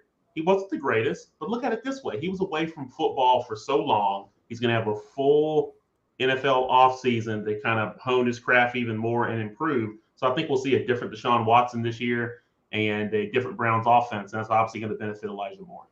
And you make such a great point with the away from football thing, because it's if you're injured, you can hang out. You can be in the meetings. You can be in there talking to the coaches, hanging out with the players. I mean, heck, you can be out there with a cast on, just throwing balls or whatever. Like, he was not allowed to be anywhere near them. Yeah. So exactly. He really straight up had to show. I mean, I'm sure they had some covert ways to like talk. You know what I mean? I know they figured they had walkie talkies set to a specific channel or something. I don't know, but I'm sure they had ways to talk. But he, in theory, he had to just show up and then and then go right from there. So it's going to be way different. I agree. Way I'm different. imagining them doing the football meetings with him in their Club Penguin igloo. Like they're like, okay, everyone meet at my igloo. Just through like the text chat. Yeah, just meet at my igloo, and then you just see the little speech bubbles popping up. The hats change. One of them starts throwing snowballs. Okay, when you see this formation, do this. Right. Stefanski, focus. This one penguin walks in and it's just absolutely yoked, and that's David Njoku. Just one penguin that's in the corner that's massive, ripped. He's not wearing a shirt, right? Well, guys, we're going to get into our bracket here. The 8 nicknames that we are going to be talking about today. We got Megatron, Calvin Johnson, the Cheetah, Tyreek Hill, the Refrigerator, William Perry, Night Train, Dick Lane. We got Deion Sanders, aka Prime Time. We've got the Sheriff himself, Peyton Manning, the Bus, Jerome Bettis, and then the Minister of Defense, Reggie White himself. These are the 8 nicknames we're rolling with. 8 great ones. There's 100 more great ones that got left off, so we know them. Throw them in the chat, but these are the 8 that we're voting on. And Moody, we're going to start you off with the very first vote. We've got Calvin Johnson, a.k.a. Megatron, going up against the Cheetah, Tyreek Hill. Which of these nicknames is moving on to the second round? Yeah, you know what? I'm a nostalgia guy, so I got to go with Megatron here. You immediately think about Transformers, but then you think about just how dominant Calvin Johnson was, especially in his prime, which is essentially his entire career. Hate that guy retired so soon, but it's tough for me to not move Megatron past Cheetah. Cheetah's a great nickname, fast animal, but come on, Transformers, Megatron, you can't top that. One vote for Megatron. Coop, you agreeing with Moody here? Or are you going for the Cheetah? Yeah, so Moody hit it on the head, and I got to give extra points to this part of it. Is that with a nickname like Cheetah, all you really got to do is be fast to live up to the nickname. It's right? really not that far of a logical lead. It's not the cleverest. Right. And you don't even have to be that good. Like you're still fast, so Cheetah still applies. Like Megatron is such a high bar to set. Like just to be an absolute like otherworldly large and dominating figure. And Calvin Johnson, like we basically, because that was his nickname from the start, from like college, like as he was a prospect, and we gave him this giant coat to wear, and he fit perfectly into it. Like he is and was Megatron, man. So Megatron for me. 2 votes for Megatron. JL, you agreeing with these guys? Is Megatron getting your vote, or are you going with the Cheetah? Megatron is interesting because they chose a villain on top of this, or an antagonist, which I think is just like is also another element to like the creativity of this. Where like Cheetah, it's just like, okay, my 5-year-old nephew probably could have made that connection, or Jonathan Gannon, could have gotten that one. But Megatron, like that's a statement. That is a statement you're making, and I like it. So yeah, Megatron. It's moving on. There's also a Transformer named Cheetah too, and it's not as cool. Yeah, like they didn't go with Bumblebee. That doesn't sound as good. Yeah. I'm trying to think of what a way more clever fast guy nickname would be, but all the ones I'm thinking of are just other fast things, so they're equally as derivative as Cheetah. But I'm going with Megatron here. Make it a clean sweep. That is just what a sick nickname. And Jalen and Coop, you guys kind of made the point tag team there. You got to fill the shoes of your nickname. It's Danny Dimes kind of fell off because he wasn't throwing dimes. You know what I mean? People stopped saying dimes legitimately and started saying it ironically. There's a reason we're not talking about that. If Danny Dimes was dropping dimes, having 50 touchdown seasons, we'd probably be saying Danny Dimes all the freaking time. Megatron is only Megatron first and foremost because he filled the shoes of a name like Megatron. So I know it's a nickname bracket, but the power behind that nickname gets a little extra juice there. Clean sweep for Megatron. Yeah, Jason, the fact that Megatron is the nostalgia pick makes me feel so old. Yeah. There were some names that, obvious ones that we left out, but we left out ones that were like became the person's actual name, because then it's not quite a nickname. Like Champ Bailey, his name's not Champ, but like still, right? Like, or like Big Ben is another one where it's like, he is Big Ben, and I guess it's a good nickname, but still, Like, I kind of forgot about Champ He Bailey. just added an adjective to his first name. right. Yeah. There's a few others that I thought of where it's like Cadillac Williams. I mean, like, I don't even know what Cadillac Williams' first name is. Do you guys? Cadillac? It's not Cadillac. I'm pretty I can sure. tell you that. I can tell you that it's not actually Cadillac. Well, I guys, have no we're- idea. We're So moving it's on like- to our second round matchup here. Coop, you have the first vote. We have William Perry, the refrigerator, versus Dick Lane, Night Train. Where is your vote going? Yeah. So this one, I got. So it's not. He isn't really good. It's not like Dick Lane Night Train. It's Dick Night Train Lane. That's how they would say that one. And he got that name because he used to work as like a factory worker during the day, and then just like go and join the team. Like this was that long ago. But this guy was nasty, man. Like he was the. I mean, he's like synonymous with interceptions. I think he still has the record for most interceptions in a season. So Dick Night Train Lane is an amazing nickname, but there's something about the fridge that is just so awesome, especially. Yeah, it is. It is iconic. And we put two iconic ones up against each other, which makes it so tough. But the fact that the fridge was a defensive player and they would just throw him on offense and hand him like 1 yard rumbling, bumbling, stumbling touchdowns has to make it so I have to pick the fridge. Dick Night Train Lane is such an amazing nickname that it sucks that I have to put him aside and pick the fridge here. One vote for the fridge. John Luke, you got the second vote here. Yeah, the fridge is just such an epic name because it doesn't seem menacing until it's put into this context. Right? Like the refrigerator is not like intimidating in pretty much any other context Until it's except going to to this tackle one. you. until it describes a man whose only job is to just wreck people. Yeah. So yeah, the fridge is absolutely iconic. But I'm gonna go with Dick the Night Train Lane because I am a sucker for a nickname that goes into like just flows with your name. It's so different. It's so when you good, can say Dick Night Train Lane. I might switch my vote to Dick Night Train Lane. I'm leaving it on the fridge. It never sounds cool. It never not sounds cool. Yeah, but I'll leave it. I'm leaving it on the fridge for now. We got one vote either way. The fridge, one vote for the fridge, one vote for Dick Night Train Lane. And we kind of took points away from Tyreek Hill for having Cheetah be relatively derivative. Like he's fast. Let's pick a fast animal. Fridge is probably equally as derivative. He's big. Let's pick a big thing. That being said, is that the simpleness of it, just like the only connection being he's as big as a fridge, is incredible. It communicates the point perfectly. Like exactly what you're trying to get across is gotten across. I gotta vote for the fridge here. And I've seen that man in person. It's a big fridge. It's not an exaggeration of the man, it's an exaggeration of the fridge size. This is like Jim Brown, they called like the bulldozer or something like that. Mm-hmm. Like I just like how they picked like for the fridge, it's like they picked like an item that is kind of close to his actual size.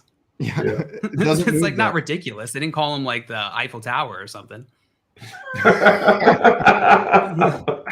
think the another great part is that like it's not like his name is like Fred the Fridge or anything that goes together at all. His name's William Perry. They had to go out of their way to get the fridge, right? Yeah. Sounds way too friendly. Right. They found it. Well, it's 2-1, 2 votes for the fridge, 1 vote for Night Train. Moody, you got the last vote here. Where are you going? Yeah, I've got to go. I got to go with the refrigerator here. It's just such an epic nickname. We all remember seeing like the little music videos and the songs, from that Bears team, and everyone kind of mentioned this. How can you look at William Perry and think anything but the refrigerator? But you got to give his brother some credit, Michael Dean Perry, who went by the Icebox. So you got to love it. Yes, dude. I didn't know. I never knew that. I never knew that, dude. That's so cool. The Icebox. Icebox. Got an icebox where my heart used to be. Dustin in here said Honey Badger and Muscle Hamster could have been on the list. Would have been a great first round matchup. The hamster versus the manager. I didn't even think about the Muscle Hamster. And this is kind of the throwback category here, the fridge versus Night Train Lane. So I want to also give a shout out to just an awesome nickname that did make the cut. Ed Too Tall Jones is such a good nickname. Too Tall. That's a good one. Ed Too Tall Jones. But I mean, going up against Night Train or Fridge, he would have got destroyed. Didn't stand a chance. No. We got our third matchup here. Third matchup of the first round. Prime time. Deion Sanders, head coach at Colorado now, is the first one versus. Wait, what's up? Was the last one 2-2? No. Nobody voted for the Fridge. Yeah. Honestly, all three of you voted for the Fridge? Yeah. And if anyone had gotten 2 votes, I would have been the tiebreaker because I like them both. So since Fridge got 2, I'm staying on that. I'm just making sure the chat didn't get stiffed on that one. No. I remembered the poll like later on. The chat will get their chance. They'll get it. Well, Sorry, continue. We got prime time. Deion Sanders going up against the Sheriff, Peyton Manning. John Luke, where's your vote going? Is it going to the Sheriff or is it going to prime time? Prime time or the Sheriff? The Sheriff or Peyton Manning? That's a dumb nickname. That's so really dumb. Really That's is. so dumb. Really. Again, it just requires like very little thought for them to have gotten to the Sheriff. Prime time, I don't think is like the pinnacle of creativity either, but it's better than the Sheriff. It's definitely better than the Sheriff. I gotta go prime time. I don't even know why he is the Sheriff. Gruden gave him that nickname, saying that he lays down the law in opposing team stadiums. That makes it so much worse. That makes it so much worse. That's like awful, dude. We should swap. It's too late to swap it out. But Jay makes a great point, and I was petitioning for the same thing. That Sweetness, Walter Payton's nickname, might have been the one over the Sheriff. But Sheriff is in there. We got to vote. Well, with the Sheriff going up against primetime, the one good thing you have going for you with the Sheriff is the costuming that you can play with. Know what I mean? Like, I don't know how much Peyton Manning has done it, but very few nicknames lend themselves to props as easily as the Sheriff, right? Like, you get a little plastic sheriff badge, maybe a little toy gun, a cowboy hat. Like, you could really play that up pretty easily. But I got 2 words for you on this one. I'm coming. Primetime is winning this one, baby. That was all Deion Sanders said at his introductory press conference there in Colorado. I'm taking primetime. That nickname says something, right? It says something about who you are, and it says something about who you think you are, and then you better show up to prove it. And Deion Sanders, the man talks, but he also shows up in place. He never once didn't back up that nickname primetime. So, Moody, we got 2-0 on the primetime side here. Are you giving another vote to primetime, or are you rolling with the Sheriff? Yeah, I agree with John Luke here. It's like the Sheriff. I'm like, they could have come up with a much better nickname for Peyton Manning, considering Forehead? all the statistical accolades. There you go. Accolades that the billboard. But I'm not the biggest fan of prime time, but hey, we're gonna go with prime time here. I was thinking about Deion Sanders, and he always had a flair for the big stage, so the prime time nickname seems perfect. I'm like, he was even like dramatic with the way that he would speak, and then in press conferences and just everything. So you got to go with primetime here. 3 primetime votes. Coop, you making it a sweep, or are you giving some love to the Sheriff? No, the Sheriff's so dumb. And you said that you could like dress it up or whatever. I searched Peyton Manning the Sheriff on images, and like one of the first things that comes up is just his stupid face pasted over Woody from Toy Story, which makes it even worse. So since we got to stop looking up information on this name, because you're right, it does get worse worse and worse. everything we learn. Yeah, since we're going prime time, I just want to rehash a really, really quick story of one of the most prime time things ever. Was he was in the year he was drafted, he was like meeting with different teams, and he met with the Giants, and they sat down in front of him this big book that was a test that he was supposed to take. So you're supposed to go through and read this book and like do this test. And he goes, "What pick do you guys have?" And they were like, "I don't know, we got like pick 14." And he just gets up and goes, "I'm gonna be gone by then. Thanks anyway, fellas." And just walks out, says, "I'm not doing this test." And then he gets picked at 5 overall. So he was it didn't matter anyway. But he was Josh Rosen tried the same. He's got to do the voice. He should do the voice, right? Should the Deion voice, like what are you saying that he said? Like what like what pick do I have? What pick y'all have? What pick do you have? What pick do you have? What pick do you have? That is good, dude. Even the hand. That is exactly how he did it. Oh my God, Moody, just whipping out a Nailed perfect that. primetime impression in the good, middle dude. of it. I thought you said you weren't a big primetime fan. It's guys- just, you got it. There. We're going to get down the rabbit hole. Go ahead. We're moving on to our next round of matchup. I've got the first vote on this one. It is the bus, Jerome The bus. Bettis versus the Minister of Defense, So good. Reggie White. Man, this one's tough. The bus is a classic nickname. Like, it is just absolutely classic. Whenever you hear someone name the bus, you got a general idea of who they are, what they're selling, what they're throwing down. And Bettis lived up to it. That being said, a complex nickname, a multi-word nickname, one that takes that extra thought. It's difficult to have hit and land.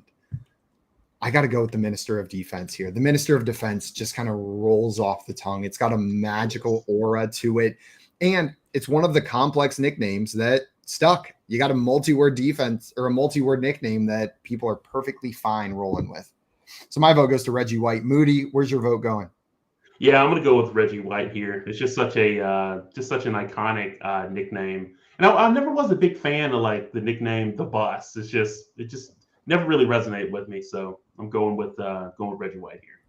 Moody hates buses. Coop, where's your vote going? I have to say that, like, one of the things that makes the Minister of Defense so perfect is that not only is, like, you know, that like a title that you would give to anybody in defense or whatever, but he actually was like a part-time minister. Like, when he was at Tennessee, he joined the Fellowship of Christian Athletes, and he was like very religious. So the nickname has multi levels. That said, the bus is a dope nickname, especially for a guy that just runs you right over and gets that yard when all there is in the world is that 1 yard, and he's the guy that would get it every time. So I got to go with the bus here, if only because the bus needs 1 vote at least. 1 vote for the bus. John Luke, you making this a tie, or are you giving it to the Minister of Defense? The Minister of Defense is going to win this one. The cleverness of it, the fact that it really shouldn't land as a nickname, but it does. I respect that. And it's a lot, and it still works. But yeah, like I said, we needed to get that vote on the bus. I think it was an important vote, but Minister of Defense should move on, and is moving on. We have our semifinals matchups ready now. Megatron, the Refrigerator, and Primetime in the Minister of Defense. Moody, we're back to you with the first vote in this first semifinal matchup. Megatron versus the Refrigerator. William the Fridge Perry or Calvin Johnson? Who's it going to be? Yeah, I'm going to go Calvin Johnson here. And I don't know if it's because I just grew up watching Calvin Johnson, his entire career, but it's just such an iconic nickname, and he was so dominant whenever he was on the field. I just got to go with Megatron here. 1 vote for Megatron. Coop, what are you feeling? The thing is, like, I would have immediately voted Megatron, but Moody in the first round just like painted the picture, and now I just can't stop seeing the Fridge's smiling face. Like, the way he smiles, it just, like, you see his face and you're like, oh, that's the Fridge. You know what I mean? Like, dude. But I got Megatron is just so cool. That is such a cool nickname. I have to pick that. But shout out Refrigerator. If you want to smile yourself, search the Fridge Perry on Google Images and get a good chuckle, man, because he was a happy dude. 2 votes for the Fridge. John Luke, what do you got? Yeah, I'm. Oh wait, no, 2 votes for Megatron. I was gonna say, Sorry, didn't 2 Coop votes just for go the Megatron? I went Megatron, yeah. And Moody also went Megatron. That threw me off because I'm actually gonna go on the other side of this. I'm gonna go with the Fridge. I'm gonna go with the Fridge because it's so unintimidating that it's intimidating, and it works. Where Megatron is like on the nose, like, yeah, of course it's intimidating. It's the bad guy in the movie. I got a fridge in my kitchen. It ain't scared. I actually love my Fridge. I love my Fridge. Real good friends with my Fridge. Yeah. 1 vote for the Fridge, 2 for Megatron. When I ordered my autographed William Perry jersey, I genuinely went back online and checked the order to see if the picture said the Fridge on the back of it, because I could have sworn the jersey was going to show up saying the Fridge. Like, I was positive that it didn't say Perry on the back whenever I ordered it. Lo and behold, it did say Perry, but his nickname is so synonymous with him as a player that I expected the jersey of his that I bought to show up with his nickname on it, and went back and checked the order when it didn't. I got to vote for the Fridge, man. It's simple. It gets the point across. Let's throw it in the chat while we vote on our next one. In the So chat. while we vote Also- on that other finals, we can figure out the winner of that one. Yeah. Okay. All right. Yep. Bulls up. Let's move through. Well, guys, we got Primetime versus the Minister of Defense. And Coop, you got the first vote. What's it going to be? I'll make this simple. It's pretty quick. Primetime's cool. Minister of Defense is cool. But is there a dance associated with the Minister of Defense? I rest my case. Primetime and that little primetime dance he would do. That's just iconic for me, man. Give me the primetime. Give me the primetime dance. Coop wants the PT dance. JL, where are you rolling? I'm gonna go with Minister of Defense. I'm following you, JL. It is a badass nickname, Minister of Defense. Shout out Primetime, but Bad man. God, it's just like it's official. You're the man, Moody. Well, you know, Deion Sanders always comes out on top. So my vote goes to Primetime. It is 2-2. We got a double tie in the semifinals. Oh my God. John Luke, who came out on top in the other matchup that we had? Megatron is going to win. Yep. Megatron moving on. And then we may not have time to take the chat vote here on this one once it's already rolling in there. It's not. And let's Keith go. can break the tie. Keith, break the tie for us, quick. Give us that vote. Or Earn Dog, whichever one of you guys is awake. I like the idea of nicknaming things based off of appliances in your house. Like, it's call myself Blu-ray from now on. Keith came in with prime time. All right, Blu-ray. I'm the printer because I'm always printing that money. Printer, you're going last on this one, but Blu-ray's going first. Blu-ray, our championship matchup, Primetime versus Megatron. Who you got? I gotta go Megatron. I think I'm gonna roll Primetime. There's something just like it's the word prime. Like there's something like that commands attention in that. Moody, where are you rolling? Primetime or Megatron? And what's your household appliance nickname? Yeah, I'm gonna go with Megatron and Espresso household nickname. I was thinking blender. I use the blender a lot. I'll go with that blender. There we go. He puts you in the blender on the b-ball court. Put you in the blender. Get blended. You say lamp? Yeah. All right. So my last vote. Dude, Primetime is so cool and all. Coach Prime, there's a whole mix of it, but dude, there's nothing better than Megatron, baby. Give me Megatron. I'm going Megatron. Megatron is the winner of our best nickname bracket, then coming out on top of Primetime. Moody, I want to thank you so much for taking the time to come on here and help us figure this out today.